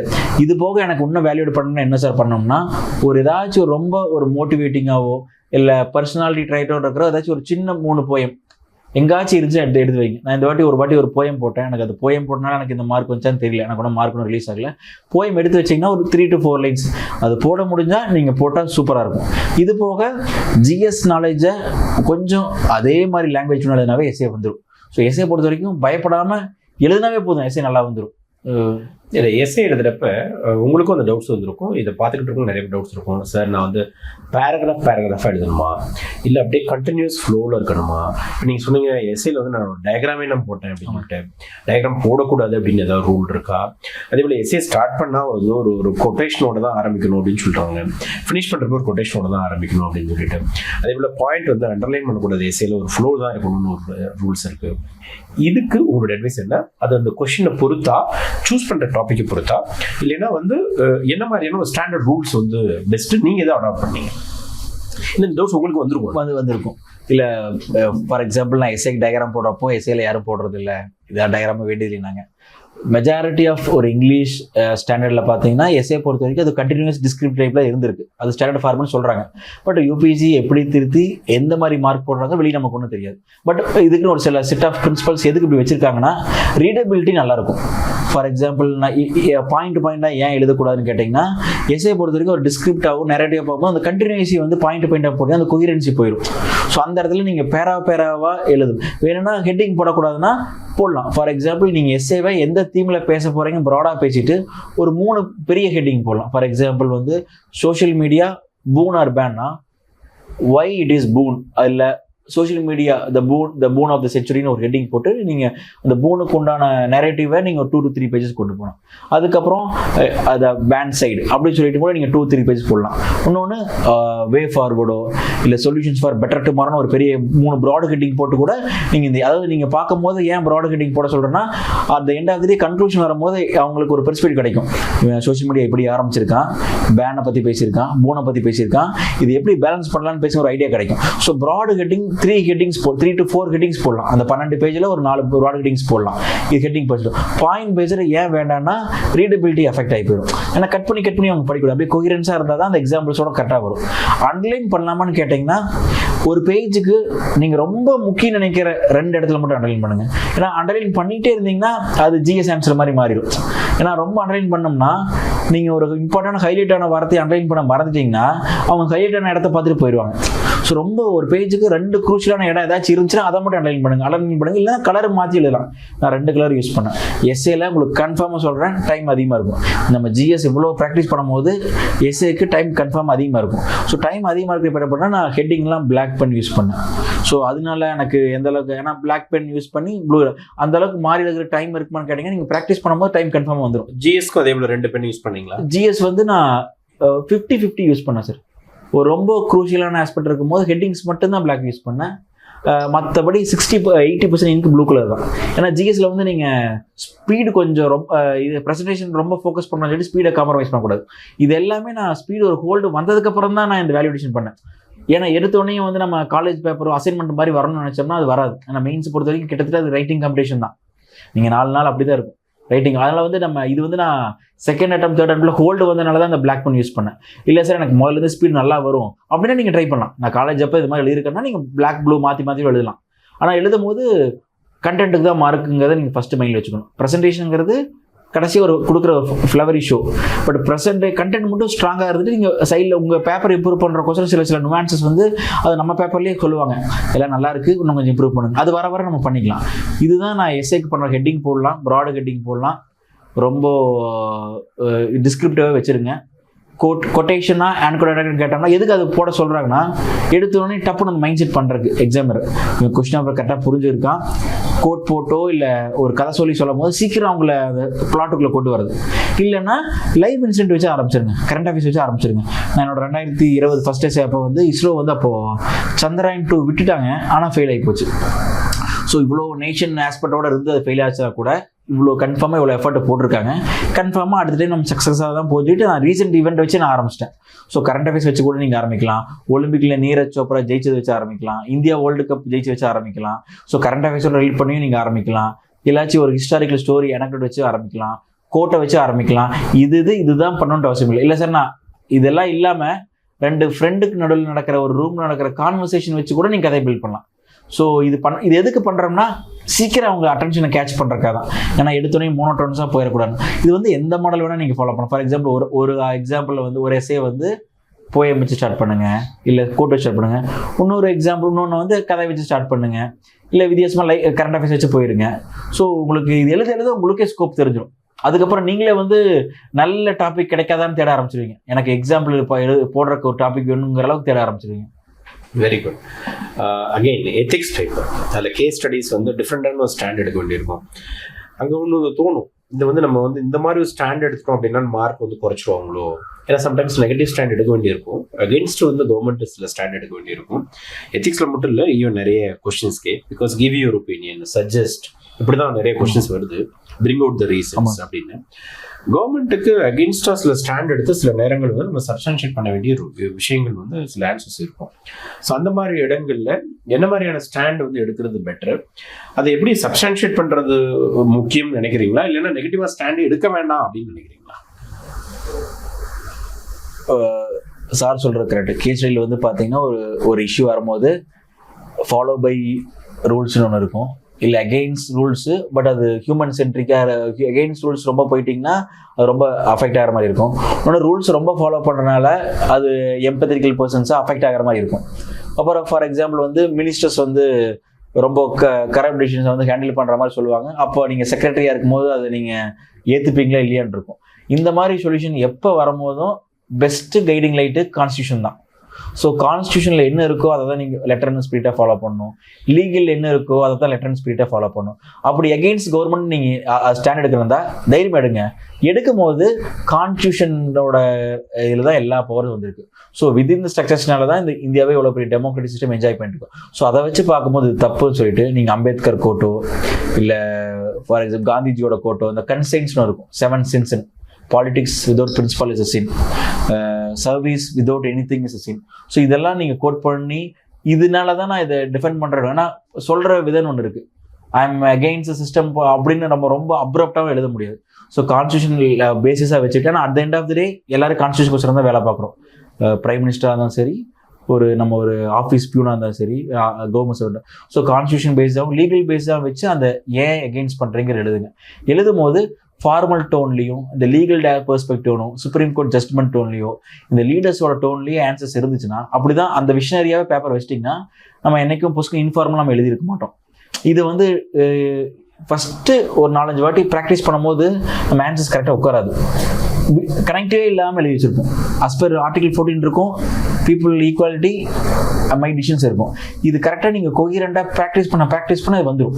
ஏன்னா இது ஃபஸ்ட்டு எல்லாத்துக்குமே அந்த கேஸ் ஸ்டடி இப்படியா அப்படின்னு இருக்கும். ஸோ இந்த இடத்துல வந்து நான் டாப்பர்ஸ் பேப்பர் நிறைய பாருங்கள், ஒவ்வொரு டாப்பரும் ஒவ்வொரு வாட்டி அதை ஜஸ்டிஃபை பண்ணியிருப்பான். அதை பார்க்க அப்போ உங்களுக்கே தெரியும், நான் இதை விட நான் ஜஸ்டிஃபை பண்ணுவேன் உங்களுக்கு தோணும். அப்போ ஆட்டோமேட்டிக்காக நீங்களும் கரெக்டாக அதுக்கேற்ற மாதிரி பண்ண ஆரம்பிச்சிருங்க. எகெயின்ஸ்ட் கவர்மெண்ட்டுன்ற ஒன்றும் இல்லை, எகெயின்ஸ்ட் கவர்மெண்ட்டை விட அது எகெயின்ஸ்ட் அது ஒரு பர்டிகுலர் காசு இருக்கும். அந்த இடத்துல நீங்கள் லீகலையும் கான்ஸ்டியூஷன் பர்பஸையும் கொண்டு வாங்க. இன்னும் ஸ்பெசிஃபிக்காக சொல்ல போனால் ஈக்குவாலிட்டினா ஆர்டிகல் 14 போட்டால் ஒன்று எக்ஸ்ட்ரா மார்க் வரும். ஜெண்டர் ஸ்கேல் இன்இக்வாலிட்டினா ஈக்குவல் ரெமுனரேஷன் ஆக்ட் 1917 பற்றி ஒன்று மார்க் வரும். ஸோ ஸ்பெசிஃபிசிட்டி அதிகமாக மார்க் அதிகமாகும். Very good. Your engineering graduate, ஆனால் ஆப்ஷனல் சூஸ் பண்ணுறப்போ ஒரு பயங்கரமான ஒரு ஆப்ஷன் சூஸ் பண்ணிருக்கீங்க. தமிழ்நாட்டில் பெரும்பாலும் go with the easy subject, அதான் ட்ரெண்டு. ஆன்சர் எடுத்துக்கப்பா, சோசியாலஜி எடுத்துக்கப்பா, ரொம்ப ஷார்ட் டைமில் வந்து நீங்கள் வந்து நல்ல மார்க் வாங்கிக்கலாம் அப்படின்ட்டு. ஹிஸ்ட்ரி இன்ஜினியர்ஸ் முடிச்ச 90% எடுக்காத சப்ஜெக்ட். அது எப்படி ஹிஸ்ட்ரி எடுத்தீங்க? 6 அட்டெம்ப்ட் தொடர்ந்து ஹிஸ்ட்ரி தான் கையில் வச்சுக்கிட்டீங்களா? இடையில இது ஆப்ஷன் சேஞ்ச் பண்ணணும்னு தோணலையா? இதில் ஹையஸ்ட் மார்க் வராதுன்னு தெரியும், ஆனால் நிறைய பேர் ஸ்கோரும் பண்ணியிருக்காங்க. நீங்கள் எப்படி அந்த டிசிஷனுக்குள்ளே வந்தீங்க? ஹிஸ்ட்ரி எடுத்ததுக்காக என்னைக்காவது நீங்கள் வருத்தப்பட்டது உண்டா? ஹிஸ்ட்ரி எடுத்ததுக்காக நீங்கள் எப்படி ஃபீல் பண்ணுறீங்க? இன்னைக்கு ஹிஸ்ட்ரியாக தான் நீங்கள் ஐஏஎஸ் ஆயிருக்கீங்களா? History is a very beautiful subject. அது எப்படி அதை ரியலைஸ் பண்ணீங்க? இன்ட்ரெஸ்ட்டை பேஸ் பண்ணி எடுத்தீங்களா, ஸ்கோரிங்கை பேஸ் பண்ணி எடுத்தீங்களா? அந்த அனுபவத்தை பற்றி சொல்லுங்கள். சார் சொல்கிற கேட்டு ஹிஸ்ட்ரி வந்து கொஞ்சம் பெரிய ஆப்ஷன், ஆனால் நினைக்கிற அளவுக்கு பெருசு இல்லை. 51 யூனிட் இருக்கும். எனக்கு தெரிஞ்ச ஹிஸ்ட்ரி வந்து ஃபஸ்ட்டு அந்த சிலபஸை ஃபுல்லாக ஒரு கொஹிரண்ட்டாக அந்த கோர்வை மாதிரி அந்த ஒரு மாலை மாதிரி கோர்க்கிறது ரொம்ப கஷ்டம். ஆனால் அது பண்ணிட்டோம்னா ஏன்ஷியன்ட்டுக்கு அப்புறம் தான் மெடிவல் வரும், அதுக்கு ஒரு கோர்வை இருக்கும். மெடிவலுக்கு அப்புறம் தான் மாடர்ன் வரும், அப்புறம் வேர்ல்டு ஹிஸ்ட்ரி வரும். ஸோ அந்த ஃபஸ்ட்டு அந்த 51 யூனிட் நான் கவர் பண்ணுறதுக்கு நான் எஃபர்ட் அதிகமாக போட்டேன், நோ டவுட். கம்பேரிட்டிவாக எல்லா ஆப்ஷனையும் விட இது கொஞ்சம் அதிகம் தான். ஏன்னா எல்லா ஆப்ஷன்லையும் வந்து ஒரு சின்ன மெரிட் இருக்கும், சின்ன டிமெரிட் இருக்கும். இதில் டிமெரிட் நீங்கள் பார்க்க வேணாம், சேலஞ்சிங் ஆஸ்பெக்டாக இருக்கிறது அந்த சிலபஸ் கம்ப்ளீஷன் தான். ஆனால் அது பண்ணி முடிச்சதுக்கப்புறம் உங்களுக்கு ரிவிஷன் பண்ணுறக்கோ கனெக்ட் பண்ணுறக்கோ ரொம்ப ஈஸியாக இருக்கும். ஸோ அதனால் வந்து நான் இன்ஜினியரிங் கிராஜுவேட் வந்து ஏன் ஹிஸ்ட்ரி எடுத்தேன்னா, நான் இன்ஜினியரிங் கிராஜுவேட்டாக இருந்திருக்கேன், ஐடியில் இருந்திருக்கேன், டெக்னிக்கல் ஃபீல்டுலேயே ஒரு 6 வருஷம் ஓடிடுச்சு. ஸோ ஹியூமனிட்டிஸாக கொஞ்சம் மாற்றி படித்தாவும் என் ஃப்ரெண்ட் ஒருத்தர் இருப்பார் ரகுராம்னு, அவரோட ஃப்ரெண்டோட இன்புட்ஸ் இப்படிலாம் சேர்த்து தான் நாங்கள் ஹிஸ்ட்ரி ஆரம்பிக்கும் போது ஃபஸ்ட்டு கனெக்ட் பண்ணி படித்தா நமக்கு நல்லா இருக்கும். ஃபார் எக்ஸாம்பிள் அசோகா பீரியடில் மரம் நட்டும் போது நம்ம விசுவலைஸ் பண்ணிக்கணும், நாமளும் அந்த பீரியடில் இருக்க மாதிரி. ஏன்னா ஜஸ்ட் லைக் தட் ஃபேக்ட்னு படித்தோம்னா, ஆனால் மெயின்ஸை வந்து நீங்கள் நினைக்கிற மாதிரி ஃபேக்டே கிடையாது, ரொம்ப டைனமிக்காக இருக்கும். அசோகா ஏன் தம்மா பாலிசி பண்ணார், அது பண்ணுறது வந்து அவர் ஹார்ட்லேருந்தெல்லாம் பண்ணல, கண்ட்ரிக்காக தான் பண்ணியிருக்காரு அப்படி சொல்லுவாங்க. அப்போ நமக்கு அந்த தியரி பெர்ஸ்பெக்டிவ்ஸ் வரும், ஐபிஎஸ்ஸை பற்றி சொல்கிறதெல்லாம் வரும். ஸோ அது ரொம்ப அனலிட்டிக்காகவும் ஒரு சோஷியல் கல்ச்சரல் பார்ட் இருக்கிறதால ரொம்ப ஃபேசினேட்டிங் இருக்கும். ஏன்னா இப்போ இன்னைக்கு கீழடி ரொம்ப ஃபேசினேட்டாக இருக்கணும்னா அது காரணம் ஹிஸ்ட்ரி தெரிஞ்சும்போது நமக்கு கனெக்ட் ஆகுது, ஓ இது அப்போவே இப்படி இருந்திருக்காங்களான்னு. ஸோ இந்த காரணத்தில் நான் ஹிஸ்ட்ரி எடுத்தேன். சப்ஜெக்ட் ஸ்கோரிங்னு பார்த்தீங்கன்னா ஃபஸ்ட்டு வந்து இது வந்து ஒரு ரொம்ப வேஸ்ட்டும் காமன் சப்ஜெக்டாக இருக்கிறதுனால ஆவரேஜ் ஆன்சர்ஸும் ஆவரேஜான மார்க்ஸ் வந்து நமக்கு ஹெவி மார்க்ஸ் தர்றதில்லை. ஆனால் கொஞ்சம் specificity, for example dhamma policy follow by அசோகான்னு சொல்லாமல் Ashoka followed dhamma policy as per Girnar rock edict 2 he defines dhamma's minimum of sins maximum virtues சொல்லியிருப்பாரு. ஸோ அவர் சொல்கிறத நம்ம கொஞ்சம் ஸ்பெசிஃபிசிட்டியோட ஒரு ஹிஸ்டாரியன் டாக்குமெண்ட் மாதிரி, இப்போ ஃபார் எக்ஸாம்பிள் வந்து சோலாஸ் வந்து லோக்கல் கவர்மெண்ட்டில் டீசென்ட்ரலைசேஷன் ஃபாலோ பண்ணாங்கன்னு சொல்கிறத விட எக்ஸாம்பிள் உத்திரமேரூர் கல்வெட்டு அப்படின்னு போட்டிங்கன்னா அதுதான் ஹிஸ்டாரியன்ஸ்க்கான இது. ஏன்னா ஹிஸ்டரி பொறுத்த வரைக்கும் நீங்கள் அந்த எவிடன்ஸு சோர்ஸும் சைடில் வச்சுட்டிங்கன்னா உங்கள் ஆன்சர் நல்லாயிருக்கும். ஸோ வந்து ஃப்ரெஷர்ஸ் எடுக்கும்போது மட்டும் சோர்ஸஸ் நம்மகிட்ட எல்லாமே இருக்குது. இங்கே ஹிஸ்ட்ரி பற்றி நீங்கள் பயமே பட வேணாம். ஃபஸ்ட்டு அந்த சப்ஜெக்டை கம்ப்ளீட் பண்ணுறது தான் கஷ்டம், பண்ணி முடிச்சிங்கன்னா மார்க் ஆட்டோமேட்டிக்காக ரிவார்டிங் வரும். ஸோ வந்து பயப்பட வேணாம். நான் 6 அட்டம்ப்ட்லேயும் ஹிஸ்ட்ரி மாற்றவே இல்லை, ஸோ அதுதான் என்னோட ஹிஸ்ட்ரி. இந்த 6 அட்டம்ப்ட்ல ஹிஸ்ட்ரி ஆப்ஷன் மாற்றவே இல்லை. எத்தனை மெயின்ஸ் எழுதிருக்கீங்க சார்? நான் 3 ஹிஸ்ட்ரி மெயின்ஸ் எழுதியிருக்கேன். இது எனக்கு 3வது ஹிஸ்ட்ரி மெயின்ஸ். இடையில மாற்றலாமான்னு கேட்டிங்கன்னா சில ஆப்ஷனில் எக்ஸ்போனன்ஷியலாக மார்க் வந்ததை பார்த்துட்டு நம்ம ஆப்ஷன் வரலையும் ஒரு ஏக்கம் இருக்கும். ஆனால் இந்த ஹோல்டு நம்ம கிடைக்கிறதுனால தான் நான் கன்சிஸ்டன்டாக ப்ரிலிம்ஸ் கிளியர் பண்ணியிருக்கேன். எஸ்எல் நல்ல மார்க் வாங்கியிருக்கேன். எத்திக்ஸ் எக்ஸாம்பிள்ஸ் போட்டிருக்கேன். ஸோ அப்புறம் நான் சொல்லப்போனால் நான் ஸ்டார்டிங்கில் 1 சூப்பராக எழுதியிருக்கேன். ஸோ சொல்லப்போனால் என்னோட சொல்லப்போனால் இந்த இன்டர்வியூவில் 80% கொஸ்டின் எனக்கு ஹிஸ்ட்ரி தான் போச்சு. ஸோ அப்போ என்னென்னா நான் சொல்லுவேன்ல நம்பணும்னு, அப்போ நம்ம ஆப்ஷனையும் நம்பி தான் ஆகணும். ஹிஸ்ட்ரி ஆப்ஷனுக்கு இப்போ எங்கள் பீரியடில் நான் ஹிஸ்ட்ரி என்னோட ஆப்ஷனல் நாங்கள் இந்த wonder that was India A L Basham படிப்போம். தென் வந்து மிடிவல் இந்தியாவுக்கு ரிஸ்வி படிப்போம், எல்பி சர்மா படிப்போம். தென் மாடர்ன் இந்தியா பார்த்தீங்கன்னா ஸ்மித் சர்க்கார் படிப்போம். தென் பிபின் சந்திரா படிப்போம், வின்சென்ட் ஸ்மித் படிப்போம். தென் அதேபோல் ஏன்சியன்ட்டுக்கு டிவிடி மகாஜன் படிப்போம். தென் சவுத் இந்தியன் ஹிஸ்ட்ரிக்கு நீலகண்ட சாஸ்திரி படிப்போம். இப்படி ஏகப்பட்ட புக்ஸ் படிப்போம் அப்போல்லாம். இப்போ பசங்க வந்து கொஞ்சம் வேறு மாதிரி நல்ல ஒரு ஷார்ட்கட்லாம் நிறைய கண்டுபிடிச்சி வச்சுருக்கீங்க. ஏன்னா ஹிஸ்ட்ரி அப்போ அவ்வளோ படிக்க வேண்டிய டைம் இருக்கும். இப்போ வந்து பார்த்தீங்கன்னா ரொம்ப ஸ்மார்ட்டாகவே சூப்பரான நோட்ஸ்லாம் வந்துருச்சு. இன்னைக்கு நெட்லேயும் நிறைய அவைலபிலிட்டி இருக்குது. சோர்ஸஸ்க்கு வந்து பெரிய பஞ்சங்கள் கிடையாது. நான் சொல்கிறது வந்து 25 years பிஃபோர். ஏன்னா இப்போ நீங்கள் ஹிஸ்ட்ரிக்கு ரெஃபர் பண்ண முக்கியமான சோர்சஸ் அப்பார்ட் ஃப்ரம் என்சிஆர்டிஸ் என்னென்ன ஏன்சியன்ட்டுக்கு என்ன பண்ணீங்க, மிடிவல், மாடர்ன் ரொம்ப ஷார்ட்டாகவே இப்போ வந்து சூப்பர் மார்க்கெட் எடுக்கிறாங்க. இப்போ எந்த புக்கெல்லாம் ரொம்ப ட்ரெண்டில் இருக்குது, எந்த இதெல்லாம் நீங்கள் படிங்க? நான் ஏன்சியன்ட்டுக்கு என்சிஆர்டி தவிர நான் படித்த main book Upendra Singh. Okay. ஏன் அது ரொம்ப முக்கியம்னா ஏன்ஷியன்ட்ல உங்களுக்கு 50 மார்க் மேப் வரும். ஸோ மேப்போட எல்லா பிளேஸும் உங்கள் காம்ப்ரிஹென்சிவாக கவர் ஆயிருக்கும். ஸோ ஏன்ஷியன்ட் உபேந்தர் சிங் நீங்கள் கம்பல்சரி அதை ஒரு வாட்டியாவது கோத்ரூ பண்ணிருக்கும். ஏன்னா உபேந்தர் சிங்லேருந்து சில நுவான்ஸ்டான ப்ரிலிம்ஸ் கொஸ்டின் எப்பாச்சும் ரேராக கேட்குறாங்க. For example stone portrait of Ashoka வந்து கங்கனங்களில் இருக்கு. அதோட ஃபோட்டோவே வந்து பார்த்தீங்கன்னா உபேந்தர் சிங்களோட ஒரு பேஜில் சூப்பராக இருக்கும், பெரிய ஃபோட்டோ இருக்கும். ஸோ உபேந்தர் சிங் ரொம்ப பிடிச்சேன். மெடிவலுக்கு வந்து நான் ஒரு இடத்துல இருந்து படிக்கல. ஃபார் எக்ஸாம்பிள் இக்னோவில் பிஏ இக்னோன்னு போட்டிங்கன்னா ஒவ்வொரு டாபிக் வைஸாக இருக்கும். அந்த இக்னோவில் இருக்கிற அதே மாதிரி தான் செட் ஆஃப் சிலபஸ் இங்கே இருக்கும். ஸோ அது சிலபஸ்க்கு ஏற்ற மாதிரி இக்னோவில் வந்து ஷார்ட் நோட்ஸ் மட்டும் நிறைய எடுத்துக்கிட்டேன். ஏன்னா நீங்கள் புக்கை வச்சிங்கன்னா கடைசி இதில் காம்ப்ரிஹெண்ட் பண்ண முடியாது. சின்ன சின்ன ஷார்ட் நோட்ஸ் மட்டும் அங்கங்கே எடுத்துக்கிட்டேன். ப்ளஸ் மாடர்னுக்கு நான் குரோவர்லேருந்து நிறைய கோட்ஸ் ரிலேட்டடாக நிறைய எடுத்துக்கிட்டேன். அவங்க குரோவரில் வந்து பார்த்தீங்கன்னா குரோவர் ப்ளஸ் அந்த ட்ரெண்ட் ஆஃப் வார் இருக்கும். ஷேகர் பந்தோபேல வந்து கொஞ்சம் படிச்சுக்கிட்டு பெர்ஸ்பெக்டிவ்ஸ் கொஞ்சம் எடுத்துக்கிட்டேன். வேர்ல்டுக்கு 1900க்கு முன்னாடி நான் வந்து செல்ஃப் ஸ்டடி ஹிஸ்ட்ரியிலோட சோர்ஸ் எடுத்துக்கிட்டேன். 1900க்கு அப்புறம் நான் நார்மல் லோ போயிட்டேன். நார்மல் லோவில் எல்லாமே காம்ப்ரிஹென்ஸாக இருக்கும். இது புக்கு வைஸாகவும் சரி, இது எல்லாமே கம்பைலேஷன் இருக்கும். இல்லையா இருந்தால் நான் செல்ஃப் ஸ்டடி ஹிஸ்ட்ரின்னு ஒரு கோர்ஸ் இருக்குது. அந்த கோர்ஸ் அப் பண்ணி அதில் இருக்கிற என்டையர் செட் ஆஃப் பிவைக்யூ சொல்யூஷன்ஸும் பார்த்துருக்கேன், மெயின்ஸும் பார்த்துருக்கேன். இது பண்ணது போக சோர்ஸஸ் மட்டும் நான் கூகுள் சர்ச் பண்ணி அங்கங்கே பார்த்து எல்லா புக்கையும் பார்த்து கலெக்ட் பண்ணி வச்சு. ஃபார் எக்ஸாம்பிள் எந்த ஆர்குமெண்ட் நீங்கள் ஹிஸ்ட்ரியில் வச்சா கூட எக்ஸாம்பிள் சோர்ஸ் வேணும். கோல்டு காயின்ஸ் அண்ட் ஃபவுண்டுனா குப்தன் பீரியடில் அது எங்கேயும் தெரியணும். லோக்கல் சிவில் கவர்மெண்ட் சோலா பீரியட் இருக்குன்னா உத்தரமேரும் தெரியணும். அசோகா கல்வெட்டில் வந்து கிராஸ் கல்ச்சரல் நிறைய இருக்குன்னா கந்தகார் இன்ஸ்கிரிப்ஷன் இருக்கணும். அந்த எக்ஸாம்பிள்ஸ் மட்டும் நான் மேப் படிக்கும் போது மட்டும் கோரிலேட் பண்ணிட்டேன். ஏன்னா கண்டென்ட் உங்களுக்கு எப்படியும் கிடைச்சிடும். எக்ஸாம்பிள்ஸ் தான் சப்ஜெக்டில் வேல்யூ ஆட் பண்ணுங்கிறது குரூஷியல். கரெக்ட். ஆக்சுவலாக வந்து பார்த்தீங்கன்னா ஹிஸ்ட்ரி ஆப்ஷனில் எடுக்கிறவங்க வந்து ரொம்ப சிரமப்படுறது வந்து நிறைய ஃபேக்ட்ஸ் இருக்குது, இது ரிமெம்பர் பண்ணுறது வந்து கஷ்டம் அப்படின்ட்டு. ஆக்சுவலாக வந்து ஹிஸ்ட்ரி படிக்கிறப்ப தான் தெரியும் அது வந்து ஒரு ஃபேக்ட்ஸ் மாதிரியே இருக்காது. அந்த ஃப்ளோவில் வந்து நம்ம ஆட்டோமேட்டிக்காக உள்ள வந்து மைண்டில் வந்து நின்றுடும். அது இப்போ ஸ்கோர் வந்து லாஸ்ட் 2 attemptsல ஹிஸ்ட்ரி ஸ்கோர் வந்துச்சு இல்லையா, அது எவ்வளோ வந்துச்சு ஆக்சுவலாக உங்களுடைய ஸ்கோர்? எனக்கு ஃபர்ஸ்ட் டைம் வந்து ஹிஸ்ட்ரியில் வந்து 237 வந்துச்சு. அதுக்கு காரணம் பேப்பர் 1 எனக்கு ரொம்ப நல்லா கிளிக் ஆச்சு, 136. பேப்பர் 2ல் நான் நல்லா பண்ணேன். பட் நான் வேர்ல்டு ஹிஸ்ட்ரி தான் நல்லா படிச்சுட்டு போயிருந்தேன். பட் அங்கே வந்து எனக்கு கிரீஸ் வார் ஆஃப் இண்டிபெண்டன்ஸ் பற்றி ஒரு கொஸ்டின் கேட்டாங்க. அதனால இன்டர்பிரட் பண்ணவே முடியல. இங்கிலீஷ் கொஞ்சம் வொக்காபுலரி கஷ்டமாக இருந்துச்சு. ஸோ நான் மாடர்ன் ஸ்விட்ச் பண்ணி எழுதிட்டு வந்துட்டேன். அதனால எனக்கு 101 தான் வந்துச்சு, 237. நான் ஃபர்ஸ்ட் டைம் எனக்கு சர்வீஸ் வாங்காத போகிறது காரணம் அந்த ஆப்ஷன் செகண்ட் பேப்பரில் வாங்க மாட்டேன். 2021 அட்டெம்ப்ட் வந்து நான் ரொம்ப சூப்பராக ஹிஸ்ட்ரி கொடுத்தேன். பட் எனக்கு மார்க்ஸில் ஏன் ரிஃப்ளெக்ட் ஆகுதுன்னு தெரியல. ஃபார் எக்ஸாம்பிள் நான் வந்து 127 வாங்கினேன் பேப்பர் 1ல, பேப்பர் 2ல நான் 84 தான் வாங்கினேன். ஸோ எனக்கு 212 வந்துச்சு. அப்போ தான் எனக்கு சில வாலடைல் ப்ராசஸ் வந்துச்சு, ஆப்ஷன் சேஞ்ச் பண்ணலாமா, ஏன் வரல அப்படின்னு. ஸோ அப்போ வந்து நினைச்சேன் சரி டாப்பர்ஸ், அப்போ அந்த வருஷம் கிளியர் பண்ண டாப்பர்ஸ் பேப்பர்லாம் எடுத்து பார்க்க ஆரம்பித்தேன். அவங்க கிட்ட ஸ்பெசிஃபிசிட்டி இருந்துச்சு, ஹெட்டிங் கொஷினுக்கு ஏற்ற மாதிரியே இருந்துச்சு. கொஷினோட ஹெட்டிங்கே போட்டுட்டு எக்ஸாமருக்கு ஈஸி பண்ணுற மாதிரி எழுதியிருந்தாங்க. இன்ட்ரோடக்ஷன் கன்க்ளூஷன் வந்து ஒரு ஹிஸ்டாரியன் சொன்ன கோட்டை வச்சு ஆரம்பிப்பாங்க. இதை வந்து ஹிஸ்டாரியன்ஸ் எப்படி பார்க்குறாங்க, இல்லை ஃபியூச்சரிஸ்டிக்காக முடிப்பாங்க. மாடர்ன் ஏன்ஷியன் முடிக்கும் போது இந்த button of science discovery has been carried by the medieval scholars like Bhaskara too ஆரம்பிக்கும். ஐ மீன் ஒரு கண்டினியூட்டி இருக்கும், ஒரு ஃப்ளவர் இருக்கும். இதெல்லாம் பார்த்துட்டு ஓ இருக்கிறத அப்படி எப்படி எழுதி வைக்காம முன்ன கொஞ்சம் ஆர்கானிக்கா பேப்பரை மாத்துறது எப்படி, மெக்கானிக்கலா இல்லாம பேப்பரை ஆர்கானிக்கா மாத்து அப்படிங்கிறதெல்லாம் லேர்ன் பண்ணி டெஸ்ட் சீரிஸ்ல நான் கத்துக்கிட்டேன். பட் மார்க் ஒன்றும் வராதனால எனக்கும் ஆர்வமாக தான் இருக்கு இந்த வாட்டி எப்படி மார்க் வந்திருக்குன்னு பார்க்க. ஓகே, ஏன்னா 2021 வந்து பார்த்தீங்கன்னா ஸ்ருதி சர்மான்னு ஒரு பொண்ணு வந்து ஆல் இண்டியா லெவலில் நம்பர் 1 ரேங்க். அவங்க ஹிஸ்ட்ரி தான் ஆப்ஷனலாக போட்டிருந்தாங்க, ஹையஸ்ட் மார்க் எடுத்திருந்தாங்க அவங்க. ஸோ ஹிஸ்ட்ரி வந்து ஸ்கோரிங் ஆப்ஷன் இல்லை அப்படின்றது வந்து நிறைய டைம் வந்து நிறைய பேர் ப்ரூவ் பண்ணியிருக்காங்க. பட் இருந்தாலும் என்னன்னா சம்டைம்ஸ் வந்து இந்த மார்க் குறையிறப்ப டக்குன்னு நிறைய பேர் சுவிட்ச் ஓவர் ஆகுறாங்க. It is very bad. ஆக்சுவலாக வந்து பார்த்தீங்கன்னா ஆப்ஷன் ஒன்று சூஸ் பண்ணிட்டோம்னா அதில் வந்து கடைசி வரைக்கும் ஜேர்னி முடிக்கிற வரைக்கும் அதுலேயே இருக்கிறது வந்து எனக்கு தெரிஞ்ச வரைக்கும் ஒரு பெட்டர் ஐடியா அப்படின்னு நான் நினைக்கிறேன்.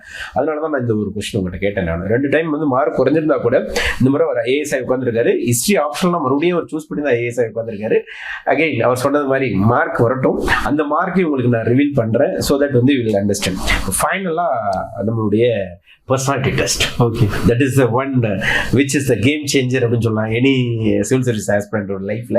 இந்த பர்சனாலிட்டி டெஸ்ட்டுக்கு தனியாக ப்ரிப்பரேஷன் வந்து செப்பரேட்டாக பண்ணணும்னு நினைக்கிறீங்களா, இல்லை ரியல் பர்சனாலிட்டி அஸ் யூஷுவல் நம்ம வந்து மெயின்ஸுக்கு படிச்ச அந்த அனுபவத்தை வச்சு போகலாமா, எந்த அளவுக்கு மார்க் இன்டர்வியூஸ்லாம் ஹெல்ப் பண்ணுது அதை பற்றி கொஞ்சம் சொல்லுங்க. அதே போல பர்சனாலிட்டி டெஸ்ட்டுக்கு King Makers IAS Academy South இந்தியாவில் ஒரு one of the best institutes அப்படின்ற ஒரு நேம் வாங்கியிருக்கு. இங்க இருக்கக்கூடிய பேனல் மெம்பர்ஸ் உங்களுடைய அந்த அச்சீவ்மெண்ட்ல எந்த அளவுக்கு கான்ட்ரிபியூஷன் பண்ணாங்க, உங்க கான்ஃபிடன்ஸ் இன்க்ரீஸ் பண்றதுக்கு என்ன மாதிரி ஹெல்ப் பண்ணாங்க, ஸோ அந்த ஜேர்னி பத்தி சொல்லுங்க.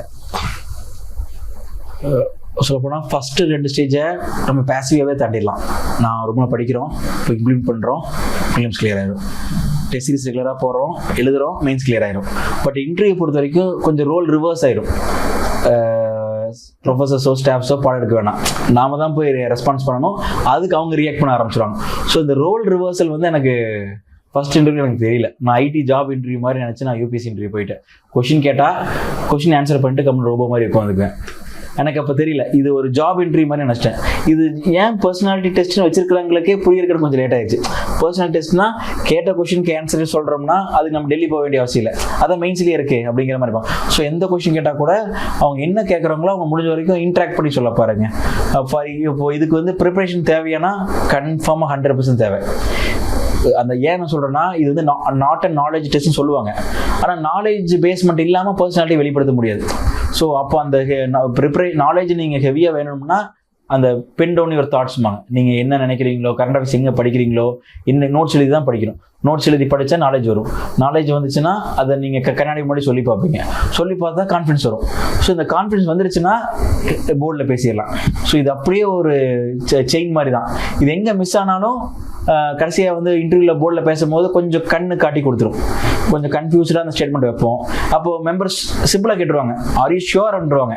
அப்போ அந்த இடத்துல நமக்கு வந்து நோ சார்ன்றா ஷுவரிட்டி இல்லாத எதுக்கு சொல்கிறீங்கன்னு கேட்டுருவாங்க. ஸோ அப்போது எல்லாமே பேப்பர் ஒர்க்லாம் ஆரம்பிக்குது. ஸோ வந்து கன்ஃபார்மாக 100% ப்ரிப்பரேஷன் பண்ணணும். என்ன ப்ரிப்பரேஷன் பண்ணணும்னா நீங்கள் இப்போ ஃபார் எக்ஸாம்பிள் திருப்பூரை பற்றி எனக்கு தெரியும், பட் அதுக்குன்னு திருப்பூரோட ஸ்ட்ரென்த் தெரியும், வீக்னஸ் எந்த அளவுக்கு தெரிஞ்சிருக்கும், திருப்பூரோட ரெசிலியன்ட் கெப்பாசிட்டி எவ்வளோன்னு கேட்பாங்க. What is the population density of Tiruppur, திருப்பூரில் எவ்வளோ லோக்சபா தொகுதி இருக்குது, சட்டமன்ற தொகுதி இருக்குது, ப்ளஸ் திருப்பூர் வந்து ஜெண்டர் ரேஷியோ, திருப்பூரோட டூரிசம் பொட்டன்ஷியல் என்னப்பா, இந்த திருப்பூர் ஏன் இவ்வளோ பொல்யூட்டாக இருக்குது, திருப்பூர் டெக்ஸ்டைல் ஏன் இவ்வளோ ஜெயிண்ட் ஆச்சு, இதெல்லாம் வந்து ஸ்ட்ரீம்லைன் பண்ணாமே நமக்கு ஐடியா இருக்குது. ஐ மீன் தெளிவாக அங்கங்கே தெரிஞ்சால் கூட ஒரு ஃபார்முலா இன்டர்வியூவில் சொல்கிற அளவுக்கு நமக்கு தெரிஞ்சிருக்கு. திருப்பூர் ஏன் தொழில் அதிகமாக இருக்குன்னு நான் சொல்லுவேன், எல்லாரும் தொழில் வச்சிருக்காங்க, அதை வச்சிருக்காங்க, ஏன் வச்சிருக்காங்கன்னு தெரியாது. அந்த எக்ஸ்பீரியன்ஸ் வந்து வேர்ட்ஸாக கன்வெர்ட் பண்ணணும்னா நீங்கள் நோட்டில் பென் டவுன் பண்ணி தான் ஆகணும். ஸோ அதனால தான் கன்ஃபார்மாக இன்டர்வியூக்கு ஹெவி ப்ரிப்பரேஷன் தேவை. இந்த ப்ரிப்பரேஷன் எப்படி வரும்னா மார்க்கில் அவங்க கேள்வி கேட்கும் போது நமக்கு அன்லாக் ஆகும். ஸோ மார்க்கில் வந்து ஃபார் எக்ஸாம்பிள் எனக்கு திருப்பூரை பற்றி அவங்க நிறையா கேட்டோன்னே ஆக்சுவல் இன்டர்வியூவில் what are the strengths of திருப்பூர்னு கேட்கும்போது அவங்க 2 தான் கேட்டாங்க. நான் கோர்வையை நாலேஜ் அப்படி அழகாகவே மெதுவாக சொல்லிட்டேன். ஸோ அவங்க அதை இன்டர்ப்ட் பண்ணாமல் அவங்க நல்லாவே கேட்டுட்டாங்க.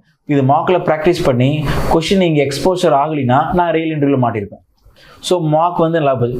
கிங் மேக்கர்ஸில் எனக்கு இன்டர்வியூ ப்ரோக்ராம் ரொம்ப ரொம்ப பிடிச்ச ஆஸ்பெக்ட் என்னன்னா 1-on-1 செஷன் வச்சாங்க. அதில் வந்து Jawahar sir, Balasubramaniam sir, Balachandran sir, அப்புறம் விவேகரி நாராயண் சார், இவங்க வரும்போது எக்ஸ்டென்சிவாக 1 மணி நேரம் என்னோட டேஃப்ல இருக்கிற ஒரு கீபோர்டு விடல. ஸோ இவங்க கேட்டு முடிச்சோடனையும், ஏன்னா மாக்கில் வந்து பார்த்தீங்கன்னா உங்களுக்கு 5 மெம்பர் இருப்பாங்க. அவங்க வந்து ஒவ்வொரு மெம்பருக்கும் 5 செட் ஆஃப் கொஸ்டின்ஸ், ஒரு 7 minutes லிமிடேஷன் இருக்கும். ஸோ அதை கொடுத்து முடிச்சு ஃபீட்பேக் கொடுக்குறதுக்கு உங்களுக்கு டைம் இருக்கும். 1-on-1 பார்த்தீங்கன்னா நீங்கள் டோர் ஓப்பன் பண்ணி வந்து இந்த பிளேஸில் உட்கார வரைக்கும் ஒரு அசஸ்மெண்ட் நடக்கும்.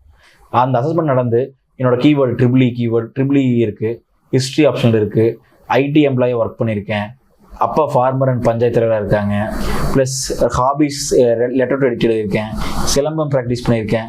அதான் சொல்கிறார், உன் டே ஃபுல்லாக கீவேர்டாக இருந்தால் எவ்வளோ கொஸ்டின் வருமோ அது நடந்திருக்கு. ஸோ அதனால் இதெல்லாம் வந்து 1-on-1 மார்க் அட்டன் பண்ணும்போது தான் நமக்கு தெரிய ஆரம்பிக்கும். 1-on-1 ஏன் ஃபஸ்ட்டு ஒரு பில்டப்னா, இது தப்பு நடந்தால் நமக்கு வந்து பயம் இருக்காது, ஒருத்தர்கிட்டையாவது பேசுவோம் அப்படின்னு. அப்போ 3 பேராக மாறும், அப்புறம் 5 பேராக மாறும். அந்த ஏன்னா நான் வந்து ஃபார் எக்ஸாம்பிள் நம்மளோட மேக்ஸிமம் நம்பர் ஆஃப் பர்சன்ஸ் வந்து ஒரு 65 ஏஜ்லனா எஜுகேஷன் பர்சனாலிட்டி நம்ம பார்த்துருக்க மாட்டோம். மேபி காலேஜில் பிரின்சிபல் கட்சியோடு இருப்பாங்க, நம்ம ஒரு செக்ரட்டரியாக ட்ரெஸராக இருந்தால் தான் அவங்க போய் பேசவே வாய்ப்பு கிடைக்கும். இல்லையா அவங்க ஒரு பக்கம் இருப்பாங்க, நம்ம பேசியிருக்க மாட்டோம். ஸோ எஜுகேட்டடான ஒரு இன்ஃபார்மடான ஒரு அட்மினிஸ்ட்ரேட்டான ஒரு பர்சன்கிட்ட நம்ம பேசுறதுக்கான சான்ஸே இன்டர்வியூ தான் கிடைக்கும். ஸோ அவங்க கூட பேசுறது நல்லாயிருக்கும்.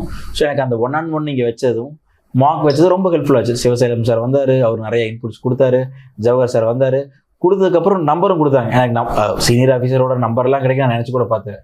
நம்பர் கொடுத்த விட நம்மளோட யங்ஸ்டர்ஸ் ஈக்குவலாக ரெஸ்பாண்ட் பண்ணுறாங்க. கொஷின் கேட்டிங்கன்னா பாலச்சந்திரன் சார் குயிக்காக ரெஸ்பான்ஸ் வரும். ஏன் ஃபார் எக்ஸாம்பிள் சில இடத்துக்கு ஒப்பீனியன் ஃபார்ம் பண்ண முடியாது. For example delimitation commission implement பண்ணுனா சதர்ன் ஸ்டேட்ஸ் பாதிக்கப்படுவாங்க, பண்ணலின்னா வாட்டர் டிஸ்பாரிட்டி இருக்கும். இது உங்கள் சொல்யூஷன் நினைப்பாங்க. சில சொல்யூஷனுக்கு பாலிசி லெவல்லே சொல்யூஷன் இருக்காமல் இருக்கும். இருக்காமன்னா கொஞ்சம் கிரே ஏரியா நிறையா இருக்கும். அந்த கிரே ஏரியாவுக்கு உங்களோட சொல்யூஷன் கேட்கும்போது நம்ம அப்படி நிற்கக்கூடாது. இவங்ககிட்ட கேட்டோம்னா கன்ஃபார்மாக இவங்க ஒரு பேலன்ஸ் ஒப்பீனியன் வைப்பாங்க. ஸோ இவங்ககிட்ட நான் பேசுகிற ஆப்பர்ச்சுனிட்டி எனக்கு இன்டர்வியூவில் ரொம்ப கிடச்சிது. ஸோ கன்ஃபார்மாக சொல்கிறேன், இன்டர்வியூக்கு பேப்பர் ஒர்க் ரொம்ப ஹெவியாக போடும்.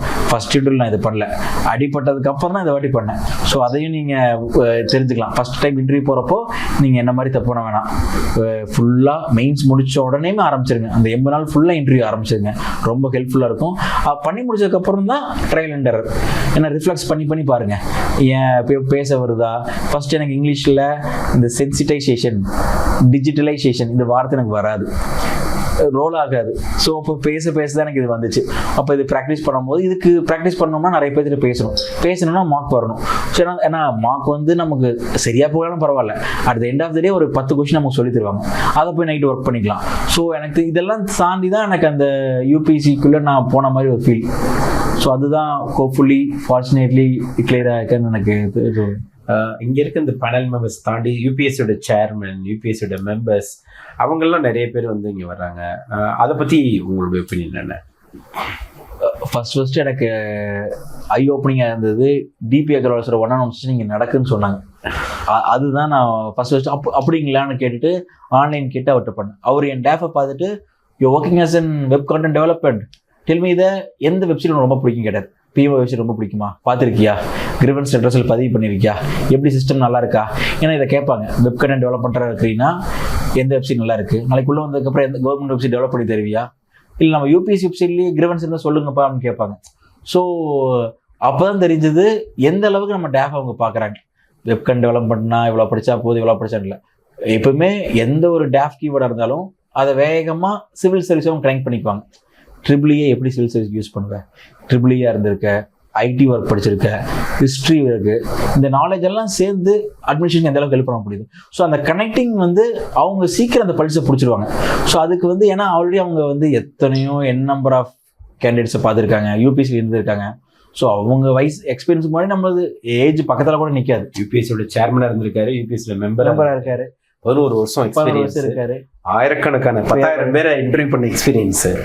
ஸோ இவங்க புதுசாக பண்ணுறது நம்ம என்னன்னா, அவங்க சீக்கிரம் நான் நினைப்பேன் ஃபஸ்ட்டு ½ என்ன அசஸ் பண்ண முடியும். ஆனால் இவ்வளோ ரிச் எக்ஸ்பீரியன்ஸ் இருக்க வரைக்கும் ½ இல்லை, 5 கொஷின் கூட போதுங்கிறது எனக்கு தெரிஞ்சிருச்சு அசஸ் பண்ணுறதுக்கு.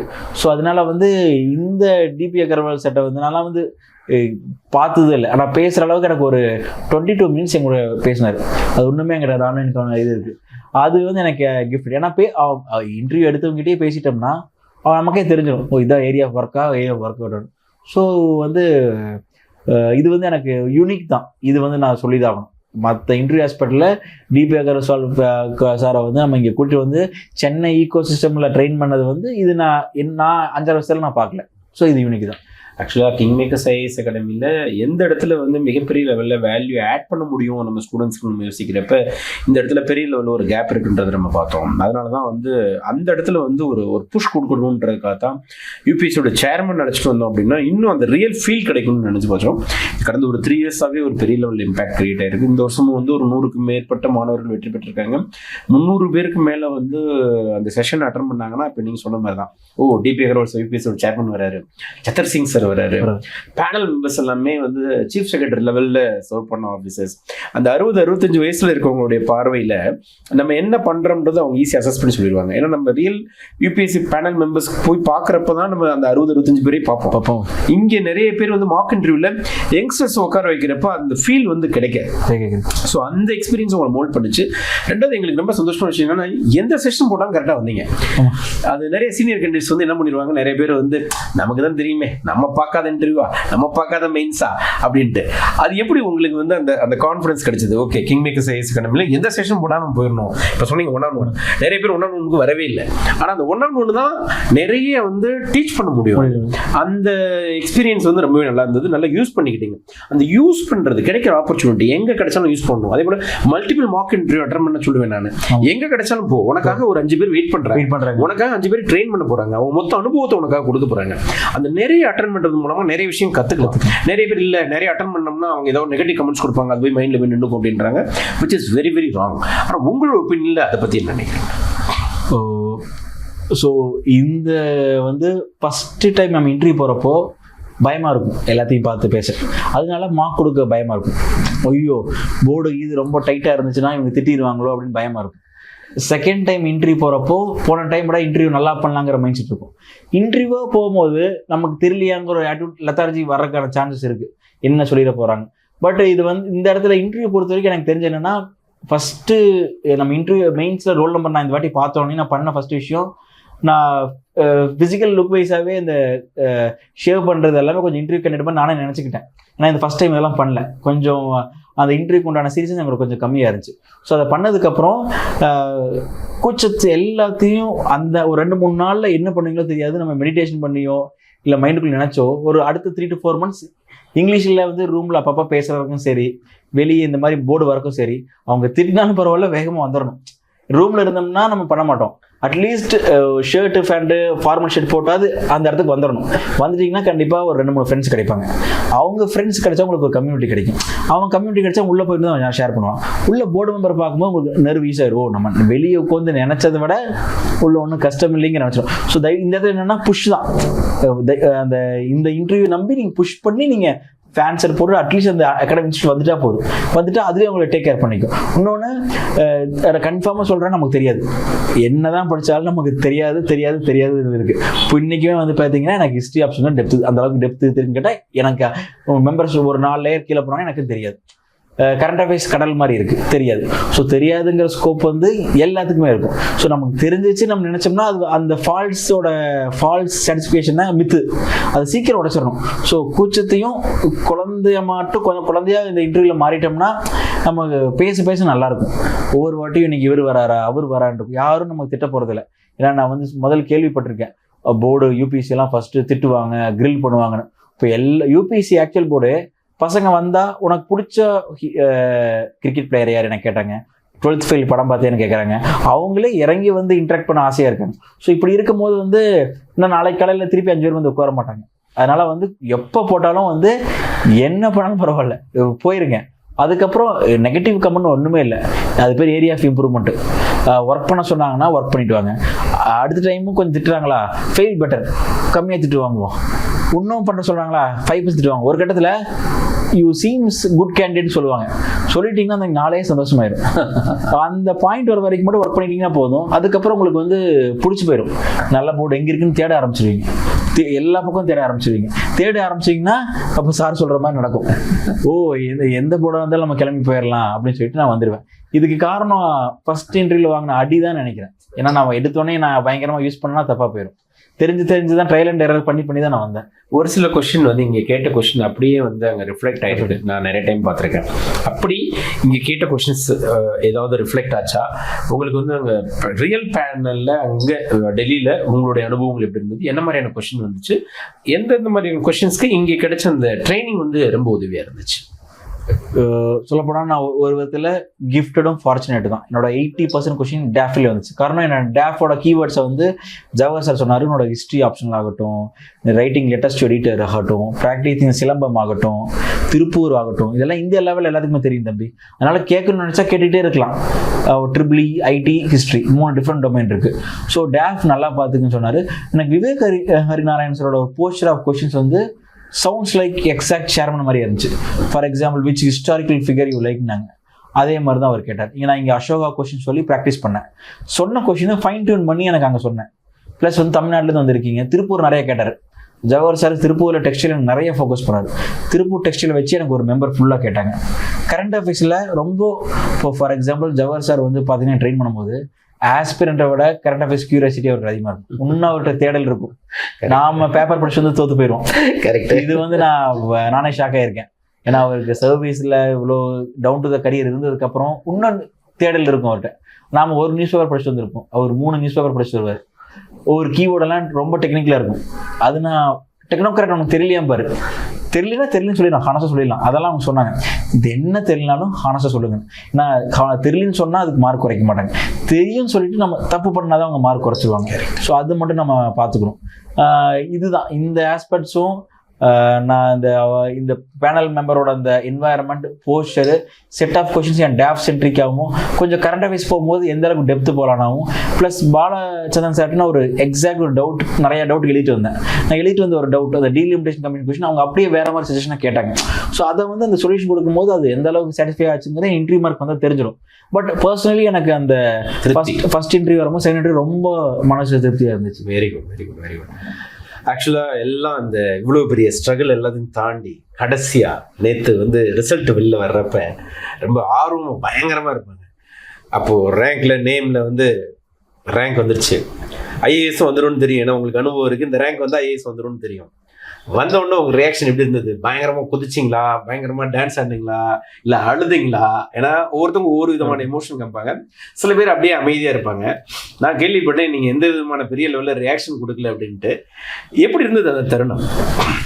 நான் அரவிந்த் குமாரன் ஐஏஎஸ் சொல்லப்போனால் எல்லாமே ஃபர்ஸ்ட் அட்டெம்ப்டில் கிளிக் ஆயிருந்துச்சுன்னா நான் அந்த மாதிரி இருந்திருக்க வாய்ப்பு அதிகம். இது எல்லா பக்கம் ப்ரிலிம்ஸ் மெயின்ஸு, இது இந்த வடிவேல் காமெடி சொல்கிற மாதிரி அடி வாங்காத ஏரியாவே இல்லைன்னு சொல்லுவாங்களே, இது நிறைய பார்த்து பல நாள் என்னன்னு தெரியல. எனக்கு இன்னும் ஒரு வாரத்தில் ஃபாரஸ்ட் இன்டர்வியூ வரப்போகுது. ஸோ நான் அதில் மாக்கு அட்டன் பண்ணிட்டு இருந்தேன். ஏன்னா இது எப்படி வந்தாலும் மைண்டை ஸ்டேபிளாக வச்சுக்கணும். நான் பொதுவாகவே எனக்கு இன்டர்வியூவில் கேட்ட கொஸ்டின் அது. நான் கிரிக்கெட் பிளேயர் தோனி ரொம்ப நிறைய ஃபாலோ பண்ணுறது உண்டு. அவர் அடிக்கடி இந்த ப்ராசஸ் மட்டும் நீ ஃபோக்கஸ் பண்ண, ரிசல்ட்ஸை மறந்துடு. அப்புறம் அதே சமயம் அவரை பாதி எமோட் பண்ணுறது, இந்த மேட்ச் ஃபாலோ பண்ணுறது, அப்புறம் ரொம்ப பேலன்ஸாக இருக்குது. ஆனால் எனக்கு ரிசல்ட் வந்தப்போ என்னென்னா ஓகே இப்போது ஐஏஎஸ் கிடச்சிருச்சு அப்படிங்கும்போது அந்த இதுக்குள்ளேயே 2 வருஷமாக எக்ஸாம் எழுதி பண்ணனால ரிசல்ட் வந்து எனக்கு எப்படி ரியாக்ட் பண்ணுறேன்னு தெரியல. ஏன்னா நான் அந்த name not found, number not in list, இதெல்லாம் நான் சர்ச் பண்ணி நிறைய விஷயம் ஜஸ்ட் மிஸ்ஸில் நான் பார்த்தனால நேம் இருக்குமா அப்படிங்கும் போது இன்னைக்கு கூட அப்படியே ஃபாரஸ்ட் அப்படியே மைண்ட் அதுலேயே இருக்குது. வெளியே வர கொஞ்சம் லேட் ஆகுது. மேபி இந்த நாள் வந்து இன்னொரு 4 மாதம் கழிச்சு பார்த்தா சேஞ்ச் ஆனது நான் ஃபீல் பண்ணான்னு நினைக்கிறேன். ஆனால் ஏன்னா என் ஃப்ரெண்டும் எல்லாரும் நிறைய ஃப்ரெண்ட்ஸ் வரும். ஸோ ஃப்ரெண்ட்ஸ் 2-3 பேருக்கு கொஞ்சம் கிளியர் ஆகிறதுனால அவங்க ஜெயிச்சா இன்னும் ஃபுல்ஃபில்லாக இருந்திருக்கும். இது ஃபர்ஸ்ட் செகண்ட் அட்டெம்ப்ட் என் ரியாக்ஷன் கன்ஃபார்மாக வேறையாக இருந்திருக்கும். நான் பண்ணிட்டேன். இப்போ எனக்கு தெரிஞ்சு நான் பண்ணல, நான் படித்து எஃபர்ட் போட்டது ஒரு பக்கம் இருந்தாலும் பிளெஸிங்ஸு சப்போர்ட்டோட நான் பண்ணியிருக்கேங்கிறது அதுதான் ரியாலிட்டி. அதை ஒத்துக்கிட்டு தான் ஆகணும். அந்த மெச்சூரிட்டி பேரண்ட்ஸ் எப்படி ஃபீல் பண்ணுறாங்க? சொல்லப்போனால் அப்பா அம்மா 2 பேர்த்துக்கும் நான் நிறைய எக்ஸாம் எழுதுனால ஃபர்ஸ்ட் அவங்களுக்கு தெரியல என்ன எக்ஸாம் வந்திருக்கு எதுன்னு தெரியல. அப்போ லேட்டர் அவங்களுக்கு ரியலைஸ் ஆயிடுச்சு ஐஏஎஸ் ஐபிஎஸ் எக்ஸாம் இந்த எக்ஸாம் தான் அவங்க சொல்கிறாங்க. ஸோ நான் அவங்களுக்கு இப்போது வீட்டுக்கு போய் நாளைக்கு தான் போய் பார்க்க போகிறேன். அவங்களுக்கு சந்தோஷம். சொல்லப்போனால் என்னோட கேரக்டர் எப்படி ரொம்ப பேலன்ஸாக இருக்கோ அப்பா கேரக்டர் அதுதான். அப்படியா பேசிக்கான திங்ஸ் நம்மக்கிட்ட இருந்தால் போகும்னு நினைப்பாங்க. நான் ஃபஸ்ட்டு ஜென்ரேஷன்னால அதை கொடுத்துட்டாவே போகும்னு நினைப்பாங்க. ஸோ அம்மா வேணால் ரொம்ப சந்தோஷப்பட்டாங்க. அப்போ வந்து ஓகே ஐஏஎஸ்ன்ற பட்சத்தில் எப்படி வந்து அந்த சந்தோஷம் வந்து இல்லாமல் இருக்க முடியும்? மிகப்பெரிய சந்தோஷம் இருக்கும். மேபி சில பேர் நீங்கள் சொன்ன மாதிரி வெளிக்காட்டாமல் இருப்பாங்க. ஏன்னா உங்க மாவட்டத்தில் எனக்கு தெரிஞ்ச வரைக்கும் இந்த முறை சர்வீஸ் வாங்கின ஒரே கேண்டிடேட் நீங்க தான். இன்னொரு கேர்ள் ஒருத்தங்க நினைக்கிறேன் இல்லையா, 250,000 தாரணி ஒருத்தங்க வாங்கியிருக்காங்க. ஸோ ஒரு சில மாவட்டங்கள்ல கேண்டிடேட்ஸே இல்லை. அப்படி இருக்க பட்சத்தில் இந்த மாவட்டத்தில் 2 மாணவர்கள் வந்து சிவில் சர்வீஸில் கிளியர் பண்ணியிருக்காங்கன்றது ரொம்ப நல்ல விஷயம். கண்டிப்பாக பேரண்ட்ஸ் மிகப்பெரிய லெவலில் சந்தோஷப்படுவாங்க. இனிமேல் தான் பேரண்ட்ஸ் அவர் பார்க்க போறாரு. ஸோ அந்த தருணம் உண்மையே ரொம்ப அற்புதமான தருணமாக இருக்கும். ஏன்னா 6 ஆண்டு போராட்டத்துக்கு அப்புறம் ஐடி வேலையெல்லாம் விட்டுட்டு வந்து இவர் ஜெயிப்பாரா, வாழ்க்கையில் வந்து பெரிய லெவலில் செட்டில் ஆவாரா, பெரிய ஒரு உள்ள வந்து குமரர்கள்லாம் இருந்திருக்கும். பேரண்ட்ஸ் வந்து வெளிக்காட்டியிருக்க மாட்டாங்க. அப்பாடா இன்னைக்கு வந்து சர்வீஸ் வாங்கிட்டான், அதுவும் ஐஏஎஸ் வாங்கிட்டான் அப்படின்ற ஒரு மன நிம்மதி வந்து அவங்களுக்கு இருக்கும். இவருக்குள்ளேயும் வந்து இந்த இமிடியேட்டாக ரியாக்ட் பண்ண முடியாது இந்த ஃபீல்டில். என்ன காரணம் என்ன, அந்த மெச்சூரிட்டி ஆட்டோமேட்டிக்காக வந்துடும். அப்படி தான் வந்து அரவிந்த் குமார் இன்னைக்கு வந்து அந்த அந்த அந்த அந்த சந்தோஷம் வந்து எப்படி வெளிக்காட்டுறதுன்னு தெரியல. அதெல்லாம் வந்து அந்த ஃபீல்டில் போய் உட்கார்ந்து அந்த சர்வீஸில் வந்து அனுபவிக்கிறப்ப நிறைய வரும் அப்படின்னு நான் நம்புறேன். நான் அஸ் எ வெரி குட் ஒரு ஹியூமன் பீயிங்காக, ஒரு மிகப்பெரிய ஒரு ஹார்ட் ஒர்க்கராக, மிகப்பெரிய ஒரு லேர்னிங் எக்ஸ்பீரியன்ஸ் இருக்கக்கூடிய ஒரு பர்சனாக, அதுவும் வந்து முதன்மை அவருடைய பேட்டியில் சொல்லியிருந்தாரு, முதல் முயற்சியில் வெற்றி பெற்றிருந்தா கூட இவ்வளோ தூரம் நான் மெச்சூர்ட் பர்சனாக மாறி இருக்க மாட்டேன். ஆனால் எனக்கு இவ்வளோ பெரிய லேட்டாக வந்து எனக்கு ஐஏஎஸ் வந்து ஒரு விதத்தில் எனக்கு வாழ்க்கையில் நிறைய விஷயங்களில் எனக்கு வந்து பிரச்சனையை ஃபேஸ் பண்ணுறதுக்கும் நல்ல ஒரு அதிகாரியை செயல்படுறதுக்கும் இந்த இது ஃபெயிலியர்ஸ்னு சொல்ல மாட்டேன், ஒரு அற்புதமான அனுபவம் நான் சொல்லுவேன் அப்படின்னு சொல்லிட்டு அவருடைய பேட்டிலேயே சொல்லியிருந்தாரு. ஸோ சிவில் சர்வீஸ் ஆஸ்பிரண்டோடைய ஒவ்வொருத்தருடைய வாழ்க்கையிலையுமே அவங்க கூட நீங்கள் ட்ராவல் பண்ணீங்க அப்படின்னா, அவங்களை பற்றி நிறைய தெரிஞ்சுக்கிட்டீங்க அப்படிங்கன்னா இந்த ரியாலிட்டி தெரிய வரும். நிச்சயமாக ஒரு வெற்றி என்பது வந்து அற்புதமான ஒரு வெற்றி தான். ஆனால் அந்த வெற்றிக்கு பின்னாடி மிகப்பெரிய ஒரு போராட்டம் இருக்கும். சிவில் சர்வீஸ் எக்ஸாமினேஷனில் மட்டும் இல்லை, வாழ்க்கையில் எந்த துறையில் நீங்கள் ஜெயிக்கணும்னாலும் சரி அதுக்கு பின்னாடி ஒரு போராட்டம் இருக்கும். அதே இது வந்து நம்ம ஒரு நல்ல விஷயத்துக்காக, பெரிய ஒரு விஷயத்துக்காக நம்ம வந்து போராடணும் அப்படின்னா அந்த வெற்றியினுடைய சுவை வந்து ரொம்ப ரொம்ப அற்புதமாக இருக்கும். அப்படி வந்து தமிழகத்திற்கும் சரி, இன்னைக்கு இருக்கக்கூடிய மாணவ சமுதாயத்திற்கும் சரி, இந்திய நாட்டிற்கும் சரி ஒரு பெருமை சேர்க்கும் விதமாக வந்து நம்ம அரவிந்த் குமார் வந்து இன்னைக்கு ஐஏஎஸ் அதிகாரியை மாறி இருக்காரு. அவருடைய அந்த ஃபியூச்சர் ரொம்ப சிறப்பாக இருக்கிறதுக்கு வந்து கிங் மேக்கர்ஸ் ஐஏஎஸ் அகாடமி சார்பாக நம்மளுடைய வாழ்த்துக்கள் தெரிவிச்சுப்போம்.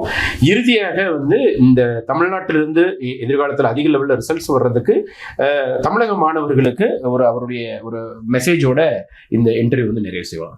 தமிழக மாணவர்களுக்கு உங்களுடைய செய்தி.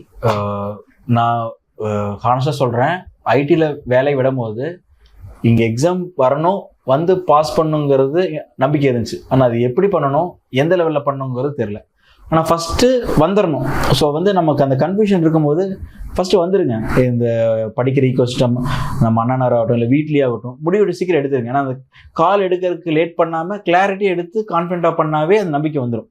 பண்ணதுக்கப்புறம் எப்பவுமே அந்த சொல்லுவாங்க, if student is ready the teacher அரைவ்ஸ்பாங்க. ஸோ நீங்கள் நம்ம ரெடி ஆகிட்டா தேட ஆரம்பிச்சிடும். யூடியூப்பில் எப்படி ஃபிலிம்ஸ் கிளியர் பண்ணுறது, அப்புறம் இன்ஸ்டியூட்டில் யார் நல்லா பண்ணுறாங்க, இவர் கான்டாக்ட் நம்பர் கிடச்சா நமக்கு நல்லா இருக்குமே, இவர்கிட்ட பேசினா நல்லா இருக்குமேனு ப்ரிலிம்ஸ் கிளியர் பண்ணுறலாம் நல்லா இங்கே படிக்கலாம் தேட ஆரம்பிச்சோம்னா இந்த புக்குக்கு மட்டும் எனக்கு ஆன்சர் கிடைக்க மாட்டேங்குது, எங்கே டெஸ்ட் போடலான்னு தேட ஆரம்பிச்சிடும்.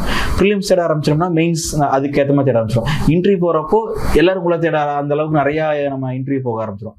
ஸோ அந்த ஃபஸ்ட்டு ஸ்டெப் மட்டும் கொஞ்சம் கஷ்டமாக இருக்கும். ஆனால் அது மட்டும் எடுத்து வச்சிட்டிங்கன்னா அப்புறம் எல்லாம் உங்களுக்கு வேவாக தெரியும். அது மட்டும் கொஞ்சம் அது வரைக்கும் நம்ம ப்ரொடெக்ட் பண்ணிக்கணும்.